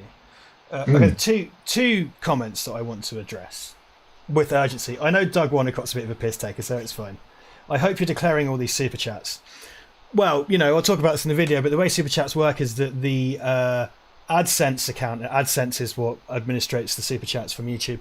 That pays out to me, to Richard Jackson. I get a sum total. I divide that in two, and on my outgoing spreadsheet, I put the half amount that I paid to Duncan. But in my incoming spreadsheet, I put the full amount because that's what's come to me. That's offset in my final tax figures by the fact that Duncan's half has come off, and that's how you adjust your profit and loss for net and gross at the end of the tax year. So there you go, Doug. But you didn't expect that serious answer, did you? He wish he hadn't asked now, Doug. Also, I definitely want to speak to Mr. HEC because I'm not standing for this. Start learning how to cook Rick Hard, and he says Rick Hard. Start learning how to cook Rick Hard instead of cooking cheesy Kiev pizzas. I worked in catering for a decade. I was a breakfast chef for 5 years before that. I know very well how to cook from scratch and in detail. I just choose to do gross foods for a laugh. But trust me, I did fucking 10 years in the pen, mate. I don't need to learn how to cook. Taking exception. Whiskey Richard takes exception to the... I get this from my real friends think, because of Cooking with Jackson, because I put all that on Facebook, my real friends think that I just like sit around eating fucking chicken Kievs and baked beans and pizzas all the time. Don't you? No, this is what I'm saying. Because I was a breakfast chef for years. I used to do like short order, long order cook. I worked in kitchens under different chefs loads of time. I wasn't a chef, but I worked in kitchen environments for a really long time. And then I was in the high end restaurants and stuff. I know perfectly well how to fucking cook. But the thing is, as you've pointed out many times, and this is 1,000,000% my own fault. I think it's funny to portray myself as this weird janky slob, and people think it's real. And I have not had cheese. I haven't really had any proper bread for like 3 months. I've been on like this low carb, super salad, like loads of vegetables, eating all the fucking spinach you can believe, like freshly prepared meals, because I'm trying to fucking bust my shit together and get in shape, you know what I mean? Well, my wife, in her awesomeness, bought me a pizza oven for my birthday, so... what? Now you're going to make me fall off the wagon. Oh, no. Yeah. Get used to it. My dad... I just checked PayPal. Yes, I did need to say. My dad sent us £10. He says, I've known this guy for 37 years and 2 days, no complaints. Thanks, Dad. Yeah. So I didn't mean to get angry. Likewise. Greg says, Richard, do you still feel so great about the VVB community? So I wasn't having a go at you guys. I'm sorry. I do. It's something I come up with all the time. Like, my real friends will think that about me, and it is because I always post up all the cooking with Jackson. When I do a cooking with Jackson or a cooking with Jackson, cheesy Kiev pizzas and iron brew vodka. Right, exactly. Look, I do not help myself. Yeah, look, Steve Allen just says, didn't you eat iron brew vodka ice lollies? They weren't ice lollies. It was iron brew vodka I made by dissolving iron brew boiled sweets in vodka for a week. It's not the same, Steve. Yeah, okay, look. Phil Robb, Frey Bentos doesn't get a look in any... Okay, look, I have no one to blame but myself. I do have no one to blame but myself. That is absolutely my fault. And it's got to the point where because I post all that stuff on Facebook, and then I meet my friends' friends, and they go, "Oh, you're that," like, and we'll be in a restaurant, and I order a salad, and it's like, I thought you just sort of like eat turkey dinosaurs dipped in petrol, and I'm like, no. So this is, I complained. This is 1,000,000,000% my fault. I have no one to blame but myself. That's it. Because I think it's funny to portray myself as this weird janky slob, and it's because I really, really wish I was Adam Buxton, and that's what he used to always do. His whole thing was about weird janky slob character, and I have nothing to blame but myself. I'm a turkey dinosaur Blofeld on a budget. This is my life. What have I done? I don't know. It's true. I mean, there is that thing of like the identity you wish to be perceived as, and the one that you are, and I sort of try not to give a shit, to be honest. I mean, maybe that's what makes me who I am. You know, maybe that's the mistake I make. But the more I sort of, or the more I have some friends. So I have a friend. I won't name names, obviously, but I have a friend of mine who I met around the time I was doing 2 Days in the Smoke, which was a long time ago. And she wasn't in the film, but she was a friend of the filmmakers, and we got to know each other. She's a really lovely person.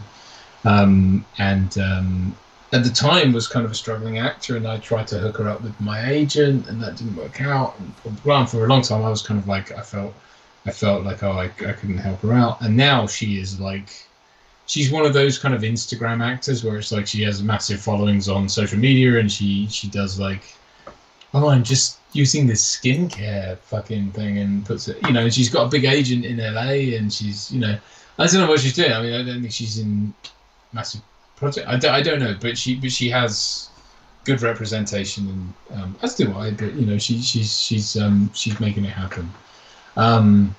I don't understand that world. I don't understand the whole,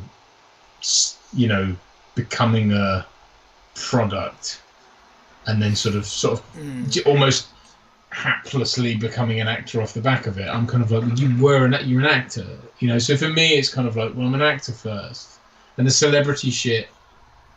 I'm in the last year especially, I've been very fortunate enough to sort of be like, well, I can make a living being creative, and then the rest is like, well, don't get me wrong, I would love to be a big millionaire, yacht driving, Ferrari owning, big willy because I paid for surgery, swinging celebrity. But at the same time, I'm like, well, do I really want that? I'm a family guy. I'm a wife and a daughter, and it's like, do I really give a shit about that? And especially when the amount of sort of fakery you have to undergo in order to, I don't really, so I'm quite happy with decent living and making movies and making cool projects and letting them find their own audience. I'm more happy doing that, I think, and growing my own business than I am, chasing that thing that a lot of people seem to chase. And I don't say, it's not. This is not me. I'm not saying this derisively of say the person or anyone else like that. But it's just, I look at what they chase and what they're doing, and I kind of go, I don't want to be the guy who fucking posts on Instagram 4 times a day, and I don't want to be that guy. I think that's what I don't go on Twitter anymore, guys. Like, I go every now and then on my computer. I deleted the app from my phone because I felt it was a really big anxiety trigger being on Twitter, because Twitter is a vile cesspool. But one thing I did for a very long time was, like, I always tried to play the Twitter game, because I thought it raises the profile of our channel if I was on Twitter interacting with stuff. And it's fucking exhausting. And I wasn't getting any with it as well, but it's fucking exhausting, dude. And I just think that kind of thing where you're chasing being a name and stuff via social media, yikes. It's a gaping maw. I mean, I like I did the Instagram thing I did for a bit, and my wife was she started my official account, which I then, committed to posting to on the reg, but then lockdown happened, and then I was like, well, I've run out of photos of me on set, so I guess I'm fucked. I'm not posting pictures of my personal life. That was the point. And I just kind of went, but that's not who I want to be. I don't, I mean, don't get me wrong, you can, so a lot of casting directors are on Twitter, and a lot of the conventional wisdom is you can now find jobs through social media, and you should use those accounts, because a lot more casting directors are using them. But for my money, it's like, well, if that's where the prevailing wind is going, I don't want to go there, because you're just dogpiling in on a thing that's going to become very quickly indecipherable, because that's where everyone's going. I mean, I spend most of my time, the casting directors and directors I know of any kind of standing on Instagram and LinkedIn and stuff like that, I spend most of my time taking the piss out of, and that seems to garner me better results. Like, I get asked to do self-tapes and stuff off the back of taking the piss out of their posts. So, I mean, and then they know me, and then they send me fucking cards because we had a baby, and that I get love off these people, and so it's kind of like, actually, and I've come to realize that it's much more interesting to them for you to be a well-rounded person than to just be another handout, a guy going, please give me work because I've done this, that, and the other. And it's like, well, they don't give a shit about that. They, if you're telling them, going, hey, guess what? During lockdown, I started a business, and I do this and I do that, and I've had a kid. Make of that what you will. Don't care. You probably don't have a job for, that's funny because I'm casting for this film. The man what started a business and had a kid in lockdown. No one gives a fuck. But and I don't care. My point is just like my story isn't. It's only important to me and my close ones. But I don't give a fuck. But the point is to just be real and just go like, hey, this is me. Take it or leave it. Fuck off. Because that ultimately the thing people miss is like what makes you appealing and interesting once you get through, quote unquote, the door is you being you, like Tom Hardy, or name a famous actor right now, Bryan Cranston, whoever. The reason why they're interesting is because they are definitively them, and they didn't do that by sort of playing to algorithms and ticking boxes and being, they just were them, and it was like, if it found them, it found them. If it didn't, it didn't. But fuck off, because there's no point otherwise. You know, that's anyway. So it's a long. Indeed. Look, hey, yeah. Fucking Twitter. I viewed Twitter as this performative thing, and I realised it was just fucking eating me alive. It's horrible. Instagram, on the other hand, I'm kind of like I maintain a Facebook.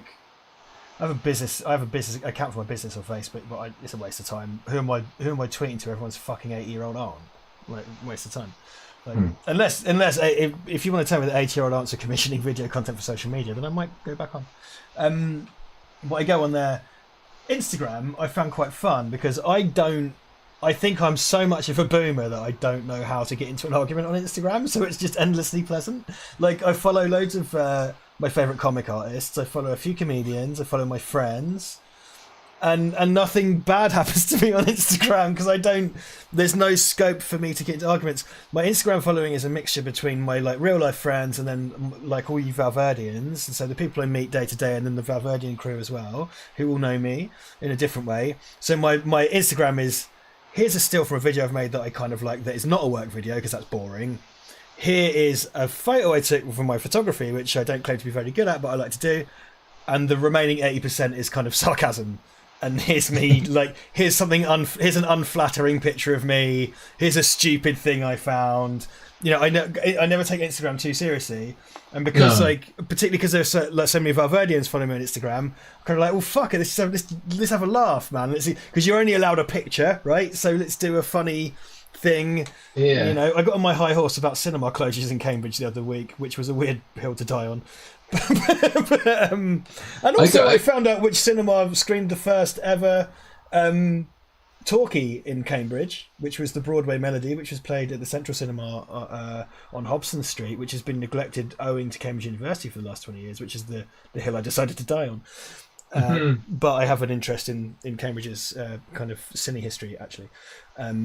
It's probably quite interesting. That I'm the same with Instagram. I actually became quite a it's become quite a nice loving for me, actually. You know, I get a lot of message requests from people wanting to tell me how much they love Erica, mainly, which is really sweet, you know. And it's so I do try and respond to as many of those as I can, and then just usually it's people like James or Rowry.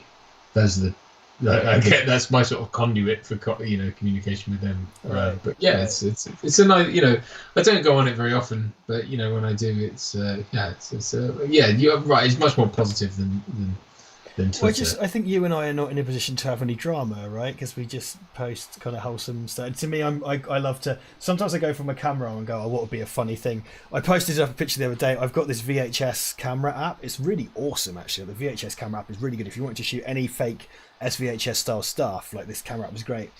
And I took a picture at Leeds Castle when I used to be a tour guide, when I still had hair, and it was like hung over slightly overweight me. And I took a selfie with the VHS camera, which adds to the unflattering, gross nature. So it was a low angle, and I looked like bags under the eyes and a double chin and all this stubble. And it's just like the funniest picture, dude. Like, it's such a funny picture, and it's it's like really unflattering, which is inherent. Like, you know my style of humor. Like, self-deprecation, unflattering stuff is funny to me. And it was this really gross picture which I took about 4 years ago, and I was going for my camera roll, and I was like, oh my god, that's fucking brilliant. And I put it on Instagram with the caption, "This is the best picture of me. I'm not taking any questions," and just slapped it out there. But other times I like to do experiment with because I'm not a still photographer, but I work with stills cameras a lot, and I'm trying to become a better photographer. So every now and then I'll do a quasi-serious thing and put it on Insta because it's a good venue for photography. Because I've got an account for my business which I haven't updated for over a year, because I've got good pictures of me standing behind a camera, but I don't really think that I've ever got business from Instagram, and I don't put pictures of, because basically pictures of me in my work uniform standing behind a camera with different backgrounds. What does that get? Look, if someone hires me to fly a fucking drone over a volcano, obviously I'm going to put it on Instagram. But when it's just like, here's me in a lecture hall, here's me in an office, here's me in a slightly different office, here's me in a slightly different lecture hall, you know. I do have someone who wants you to fly a drone over a mountain, so we'll cover that. That's close enough. See, that's what I'm talking about. When that happens, me with a fucking drone control power, dude. Yeah, I mean, all day long. Because it shows up for me on there and on LinkedIn as well. Like, I get a lot of sort of cinematographers for some reason. I don't really know why, but I get a lot of their sort of extreme cinematography, and it's like, that's fine. You know, I think that's the thing though with things like Instagram and fucking TikTok and stuff like that. Unless you're prepared to like hang by your bollocks over the Golden Gate Bridge or whatever, you're not. You know, what's the point? What's the fucking point? You know, you're not gonna go viral. You know, this shit. It's the kind of advice you get from your uncle at a family gathering. You know, it's like, oh, you want to do something that goes viral. It's like, you don't even got a fucking clue what you're talking about. It's like, how does that help me? All you're talking about is get more famous, or and it's like, yeah, but that's not who I am. That's not the thing I'm chasing. That's not what, you know. So why are you advising just blind celebrity as if that is somehow a means, you know, an ending of itself? It isn't. It's not what I want to do. You know, fuck off, idiot. You know, but that's what I always come. Sorry, fuck off, idiot. It's quite strong, but it's what I come up across a lot. It's just like people conflate the desire to be a sort of successful to get work as an actor with just being a celebrity. Yeah, it's kind of same with the YouTube thing. It's just to be famous, right? And it's like, well, not necessarily. I mean, regards to your uncle, it's times like this I'm deeply grateful that my dad alienated his family and my mum's family live in Scotland. Very happy. Like, it just really takes it when you're essentially in a functionally small family. It really takes the sting out of quite a lot of this stuff, you know. Sorry, I didn't mean to make you jealous with my sad life. Not at all. I've managed to alienate one of my uncles, I think. Hey-o! Well, yeah, he alienated himself, frankly. But anyway, never mind. Sorry, just willful dysfunction. I just find quite funny. I don't have to. You know, the older you get, and this is me waxing lyrical as a recent 37-year-old. What would we even be classed as, a throptogenarian or something? I don't know. Yes, very good point. Very tritogenarian. I quite like throptogenarian. It's definitely not that, but that's the best version I can think of. I guess tritogenarian. I try to genarian. I don't know. Anyway, I don't have time to fuck around and worry about people's misconceptions of me. You know, we really worry about that far too much, I think, you know, and we place far too much emphasis on what ignorant people, ignorant anonymous people on Twitter are going to say about us. It's like, I don't care. I don't care. Yeah, I think when I was new to this, because I came to Twitter quite late actually, but when I was new to all this, I used to really care what people said, and now it's kind of like delete. It's like the dude last week turned up and was paying to insult us, and it's like, I don't know how to deal with that. I mean, because on one hand it's like, well, keep going, 'cause thanks for the money. It's like, that's such an own goal of a thing, but I suppose it's kind of carbon neutral, I suppose. I know my own mind, you know. It's like when someone comes in and impugns motive on my part, it's like, fine, go ahead, but I know my own mind. You know, you don't get to sort of dictate what I think or what I've said or the motive behind my actions. It's, I know what I did, I know what I'm doing, you know, so you don't really get... And so therefore, you know, all this sort of... That's why I just stay the fuck off it. I don't, you know, unless I've got something to say or talk about that's positive and that's, you know, generally, you know... But unless I'm bringing some sort of, I don't know, enlightenment or expansion or whatever you want to put it, unless I'm sort of doing something of note, I just stay quiet. I don't feel the need to shout all the time, and I suppose that's what, like, you know, a lot of people think of as, you know, conventional wisdom would say, well, you're not playing the game, and it's like, no, probably I'm not. But the thing is, I know. All the people, like, you know, it's funny, in the last sort of few weeks even, you know, the people I've spoken to, whether because of my birthday or whatever, you know, one of my friends, you know, and again, not to name names, he's off filming a movie with some good people, and he was like, dude, you know, he sent me a voicemail from the set just saying, look, happy birthday, lots of love your way, I when I read the script, I had you in my head for just to get you in, but there wasn't anything in here that you would have suited. But I've always got you in mind. I didn't ask him for that. This is someone who's gotten me into a lot of things and is just the nicest person ever. And I would the dude owes me nothing. I replied and said, dude, you owe me nothing. Please don't ever feel pressure to get me in stuff. Brad is similar to that, in that he's always keeping me in mind for something. But I'm in that's a really privileged position, is to sort of be thought of for things always by certain people. And so, I don't.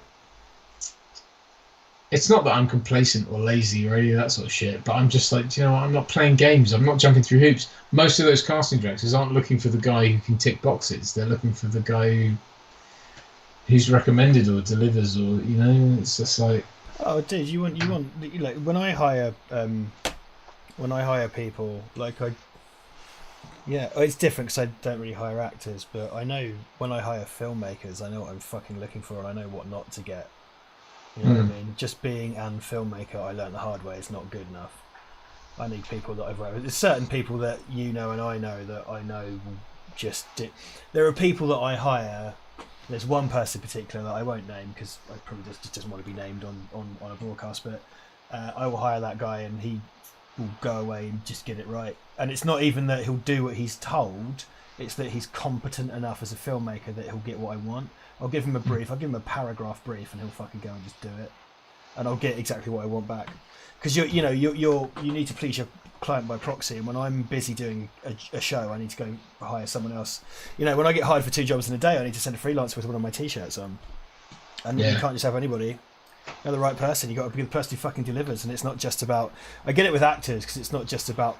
There's no point with an actor hiring someone who's got the most Instagram followers and the most profile or whatever. You need someone who's a fucking professional at the end of the day. You need someone who's going to know how to do the job and know the craft and fucking hit their mark and be on time and not be a twat. It's like any job. It's people who are. This is the thing. I think some people who are super. It's the Bruce Willis effect, isn't it? Because Bruce Willis is in this weird hinterland where he's a fucking pain in the arse hard work according to some, but he's a marquee name that you can put on it. So people still hire him and suck up the bad time, allegedly, of being with Bruce Willis because of who he is. Where in actual fact, there are tons of really famous actors who are really awesome to work with and professional. It's what you hear about Brian Cox. Brian Cox is supposed to be the most professional motherfucker on the planet. He's supposed to be he'll do anything. And even if it's just even if he doesn't believe in the script, even if he doesn't care, even if it's a payday for him, he will always give 100% and the rest. Yeah, how I understand from people. Michael Caine, exactly. Kelsey Grammer, we have a mutual friend who worked with him recently. Yeah. That was that. He said he just every day was a breeze because if something wasn't working, he instinctively knew, and he would just turn around and give me options. And I wasn't. You walk onto set thinking you're going to get difficulty with someone like that. They're going to have high expectations, which he expected everyone to be professional, but he said it was a breeze because. He was who he was, and he had a confidence in there, and he delivered, and that's who I want to be, man. That's the real thing. And to me, it's I kind of go, well, trying to prove that to a casting director who's never worked with you or doesn't know you is pointless. I have casting directors who I've known now for 8-9 years. There's a handful as well. There's 1 or 2. Who I haven't actually booked anything through, because they set me up for mainly commercials, and I haven't booked anything. But they ask me back. They always ask me back, and I've come insanely close to things over time and lost out because of stuff that wasn't to do with me. It was just to do with, that's the thing you have to realize as well. It's if you're asked to audition for something, you could get it. It's not. It's, unless you walk in the room and fall over and vomit on yourself, and unless that's the gig. Unless you have to really fuck up to not get something because you were bad. The point is that if you're in the room, that means you've passed an awful lot of tests before whether or not you're right for it. And so you might not get something because they decide to cast someone else in a different role, and therefore that means you don't look right or you're not the right fit. Or personality isn't right. There's so many factors that go into it that aren't within your control and have nothing to do with whether or not you're good enough. and in that way, it isn't a meritocracy. It just isn't, and that's why it's a really weird industry to then be sort of spoken about in the press in political terms, which I don't want to get into, but in the kind of like certain people shouldn't get certain roles or shouldn't be up for certain roles, and you kind of go, well, I think that's missing the point, really. I mean, firstly, it's acting, but secondly,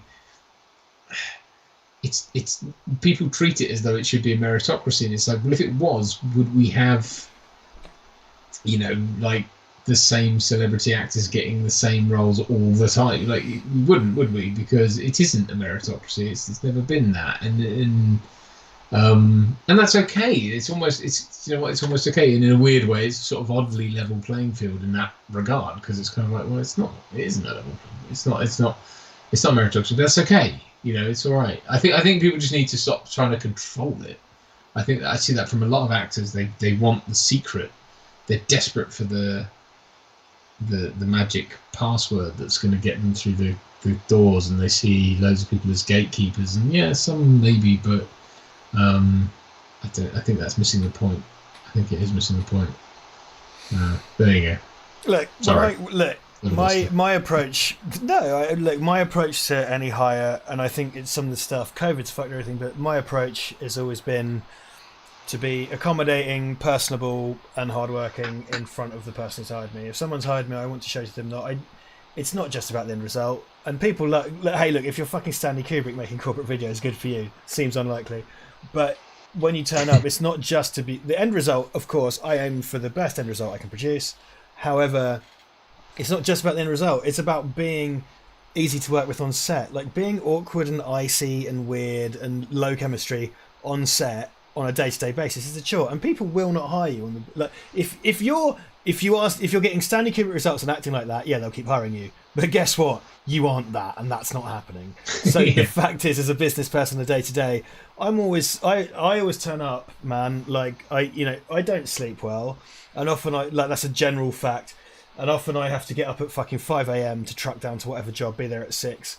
And regardless of how I feel, I'll fucking neck a cup of tea and suck it up, and I will fucking turn up to the client with a smile on my face and a song in my heart, with big, deep, black trenches under my eyes and the haunted look of a man who hasn't slept in 1,000 years. But the sunny disposition of someone who's fucking grateful to be there, happy to be working. Hey, do you think you could do this? You know what? Yes, I can. And even if I can't, I'm thinking about how I could. Like, unless they ask for something outrageous. I'm not saying always say yes, but always at least be amenable to trying to find a solution to the thing they want. Sometimes, I'm not going to lie, client says, can you do this? And I'm just going to be like, dude, no, we don't have a drone, we can't do that. Or we don't have 12 mics, or we don't have that lens. Like, if it's unrealistic, I won't do it. But if I can affect the thing or attempt the thing and just be accommodating. Tell you what I've done on the great thing about when you film at Expo, when you're at Expo, I've probably done about 100 Expos in my time, and conferences. You're not the only game in town, you're not the only videographer there, and the fact is the other videographers and filmmakers, we all want to help each other out. And I've found this very much, actually, when you're on site on a job like that where you're not the only game in town. Sometimes when you are the only game in town and you don't have any batteries, you're fucked, mate, too bad. But when you're on a big job, there's always other teams walking about, and the amount of times it's actually happened more this way. Every now and then I've had to go up to another team of filmmakers to go like, dude, like, have you got a Zoom, because my Zoom is packed in and I need it for like 15 minutes at 2 o'clock. Can I have your Zoom recorder, sound recorder? They'll be like, oh dude, we're busy at 2, but I think Craig has a Zoom and he's free. It's happened more to me, where I've had more occasions where someone's been like, dude, I don't have any batteries for a LPE6, you got LPE6? And I'll be like, dude, I got 5, have one. And then you get a business card and you swap. You know what I mean? We're all helping each other out.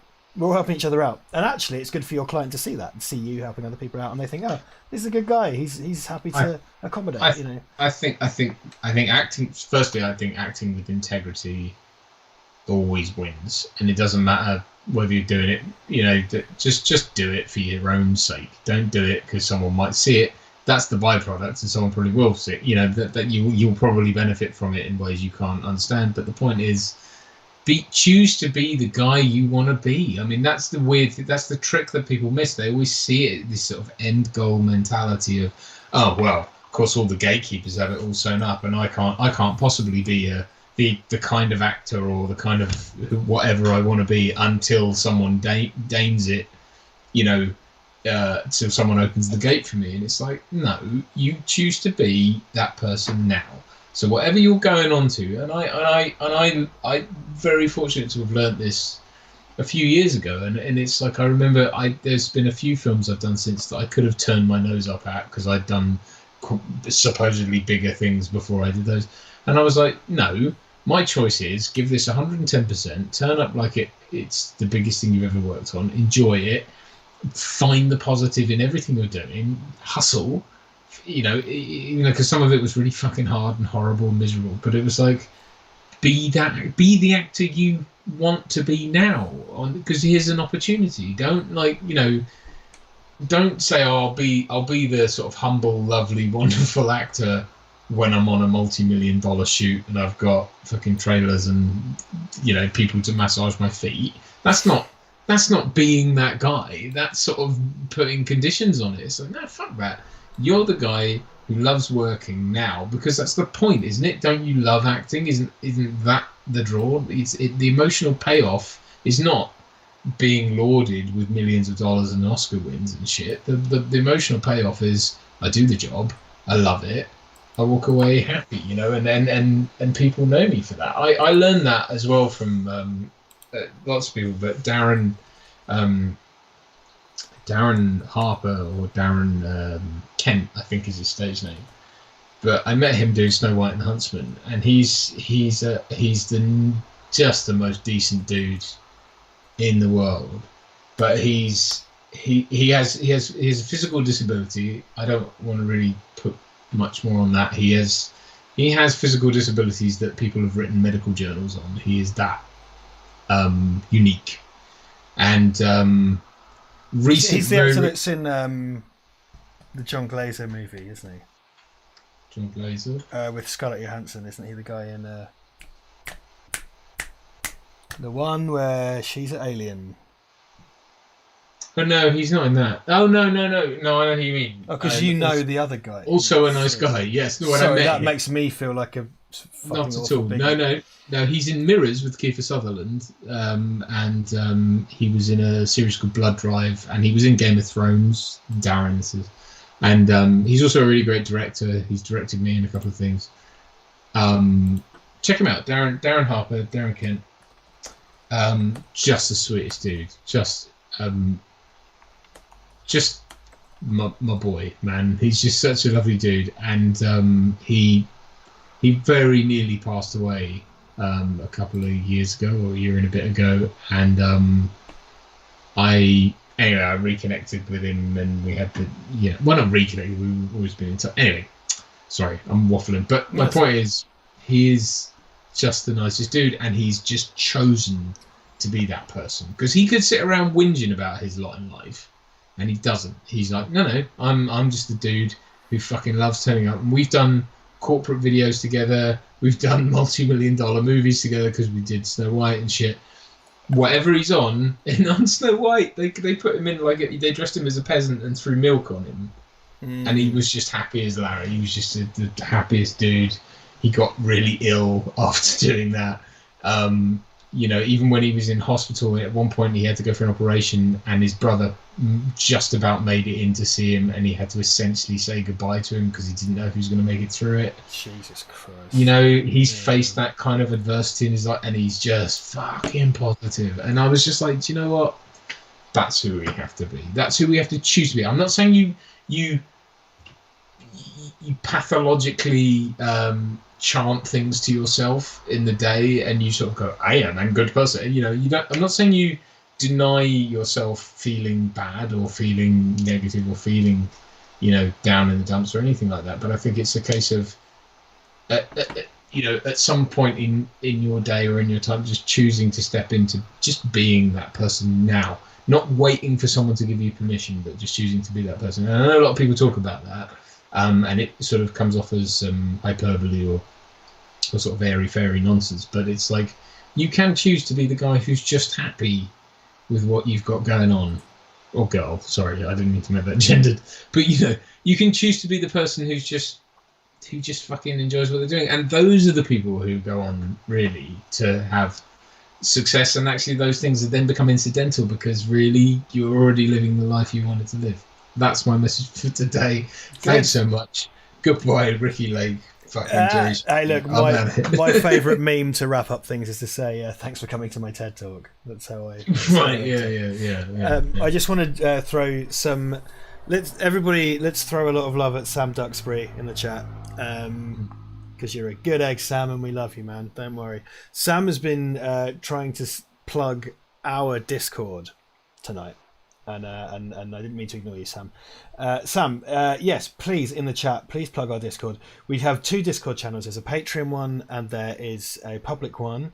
We have neglected those, and that's on us. That's our fault. We haven't fostered it. Because the problem with Duncan and I is because we just don't get it. We're kind of, we just don't get it. It's like TikTok to us. We just don't understand. I wish I did. And as a kind of, I'm still sort of a gamer. When we did the Last of Us stream, the Among Us stream with Liam Taylor and the Convoy Hat Boys, that's the only time I used Discord properly. Sam, if you would like to plug our Discord, which would be very kind of you, please do. Sam, if you'd like to be an administrator on the Discord, I can arrange that. And if you would like to sort of get people into our Discord server, if you'd like to be involved on that level, please, because we are massively useless. Discord. There you go. That's an example of what I was just talking about. Precisely. Yeah. It's a failure to compartmentalise an airport. So we do have a Discord server, a public Discord server for Val Verde Broadcasting. Rob Myers, who I think is still here, wanted to do a Val Verde Broadcasting Patreon-only game of Among Us, which I still do want to do. I've just been very busy getting the short film together and doing loads of work for my full-time job, but I'd really love to do that, and that would require the Discord server to do that. Sam Duxbury has just popped in with, I don't know how it works either. You're fired. Yeah, well, Sam, you showed a willingness to learn. You know better than we do. Yeah, exactly, and you're more willing than we are, so that's certainly something.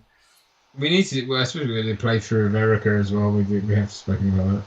Yes, someone did ask about. I think Eric Grandin was asked about Erica earlier. Because I think it's on Steam now, right? Or is it on Steam? No, it's on. So it's just on PlayStation and iOS. iOS.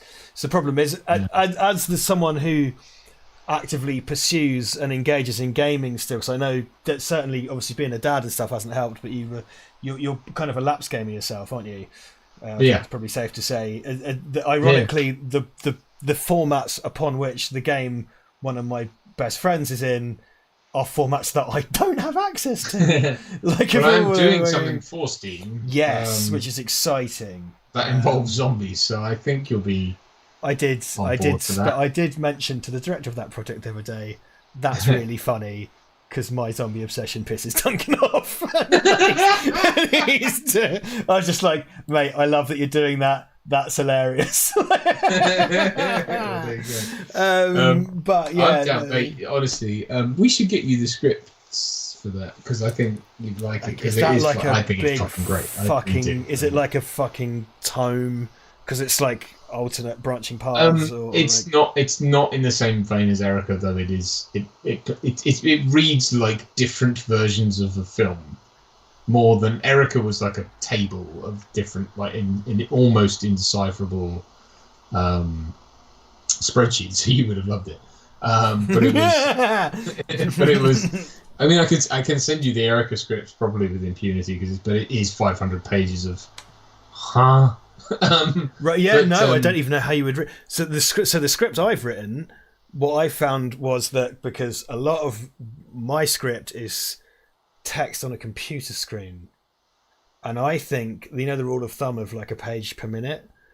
I think the sections of my script, because there are whole things that are technically dialogue free because there's no spoken dialogue, but it's on screen text, and it's like, how does that translate? Because what you're doing is putting that on screen and trusting the audience to read it, and it's your character reacting to it. So that's one kind of creative device that I'm like, I'm not sure how that works. And you're talking about a kind of spreadsheet script with divergent paths and outcomes. That's next level. Like mine's kind of slightly off format, whereas yours is like just not even adhering to any. So it's like the Kimmy Schmidt special on Netflix, and there's Bandersnatch and there's Erica. I think are the modern ones with the Yeah, I mean, it's funny because Erica, again, like, I mean, I'm not sure how much of an audience there is for all this sort of stuff, but because it's very hard, I don't really see stats or anything on how many people, or like I say, all I get is a bunch of people writing to me on Instagram or whatever. But and actually a guy who's asked me to do an interview for his YouTube channel. But I which I must do because I keep forgetting to do that. Anyway, that's not the point. Yeah, it doesn't seem like there's an awful lot of players in that sphere right now. Though I understand the thing I'm doing, zombie thing I'm doing, is in line with some people who have had some success with similar things on Steam. So I don't know. I meant to ask the director this actually, because I think I know who that is. Oh, okay. Yeah, they had if it is who I think it is, there was a game they did where there's really clever game. You're in control. You play a guy who is at the mixing desk of a nationalized TV station as a country falls into totalitarianism following an election. And so you have to vision mix the ads, you have to censor keywords in the broadcasts. Wow. And as the game evolves, those keywords change because the political climate changes. But then sometimes, because it's an underfunded studio, rain comes through the ceiling and knocks out the mixing desk, so you can't use those buttons. It's very clever. And like those guys were doing full motion video content. And I need to ask because I'm just intrigued because I had the demo of that game. It was like, yeah, this is really fucking interesting, really cool. Also, being a Steam thing, I think it's less because Erica was on PlayStation only and now iOS, and which is a huge audience because PlayStation's a huge market share, so that wasn't an issue. I don't think, and they did well and people played it. But Steam PC market, broader audience. More importantly, I can play it, and I like a zombie game. I think Steam, from what I gather, and again I speak with no authority whatsoever on this, but I gather that it's a marketplace more receptive to those kinds of ideas. I think that because it was the original sort of online gaming platform, as far as I can understand, distribution platform, yeah. Yeah, I think there's more form for that kind of stuff, and I think there's more of a sort of solid audience for it there. Also, it's the kind of thing where they're making it. And it's just going straight out on there, so there's no sort of confusion on that. But I know with Erica they made it for PlayStation, but it was like but it was with the understanding that it was then going to eventually end up on. A game such as that has less demanding specs as well, I think. Yeah. Which democratizes that process, as far as I understand it. Can we? It's now fucking hell. It's 11:25. Yeah. Let's wrap this up. Jesus, I had no appreciation of how late it is. Okay, guys, I'm going to wrap this up. So it's been lovely to see Sam Duxbury. You're a good and kind soul, man. You're a good dude. If you do want to, it sounds like you understand Discord slightly more than us. So you're very welcome to have a bit of admin or something if you want. Discord is there. We should be a bit better with it, but hey ho, is what it is. It's been great to see you all tonight. We loves you very much. We're going to sign off. So, Duncan, any last words? No, thank you for indulging me in my favourite film tonight. What a fun stream! What a fun stream! Great talking about this. I enjoyed it, man. I had a great time, and there's even I found even more things that I hadn't seen before in this film. So it really warms my heart, and it was lovely hanging out with y'all. So thank you. Yeah, good. Well, look, hey guys, if you're having a hard time, things are a bit rough right now. We know that. We feel that too. Just you're going to be all right. It's going to be okay. You can always send us an email. It's down in the description. If you're having a shit time and you feel like there's no one else to speak to us because we will listen.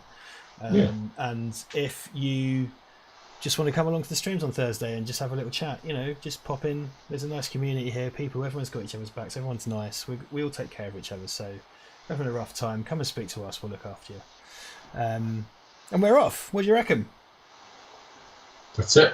All right. Smash the credits. Love you all. We'll see you same time, same bat channel.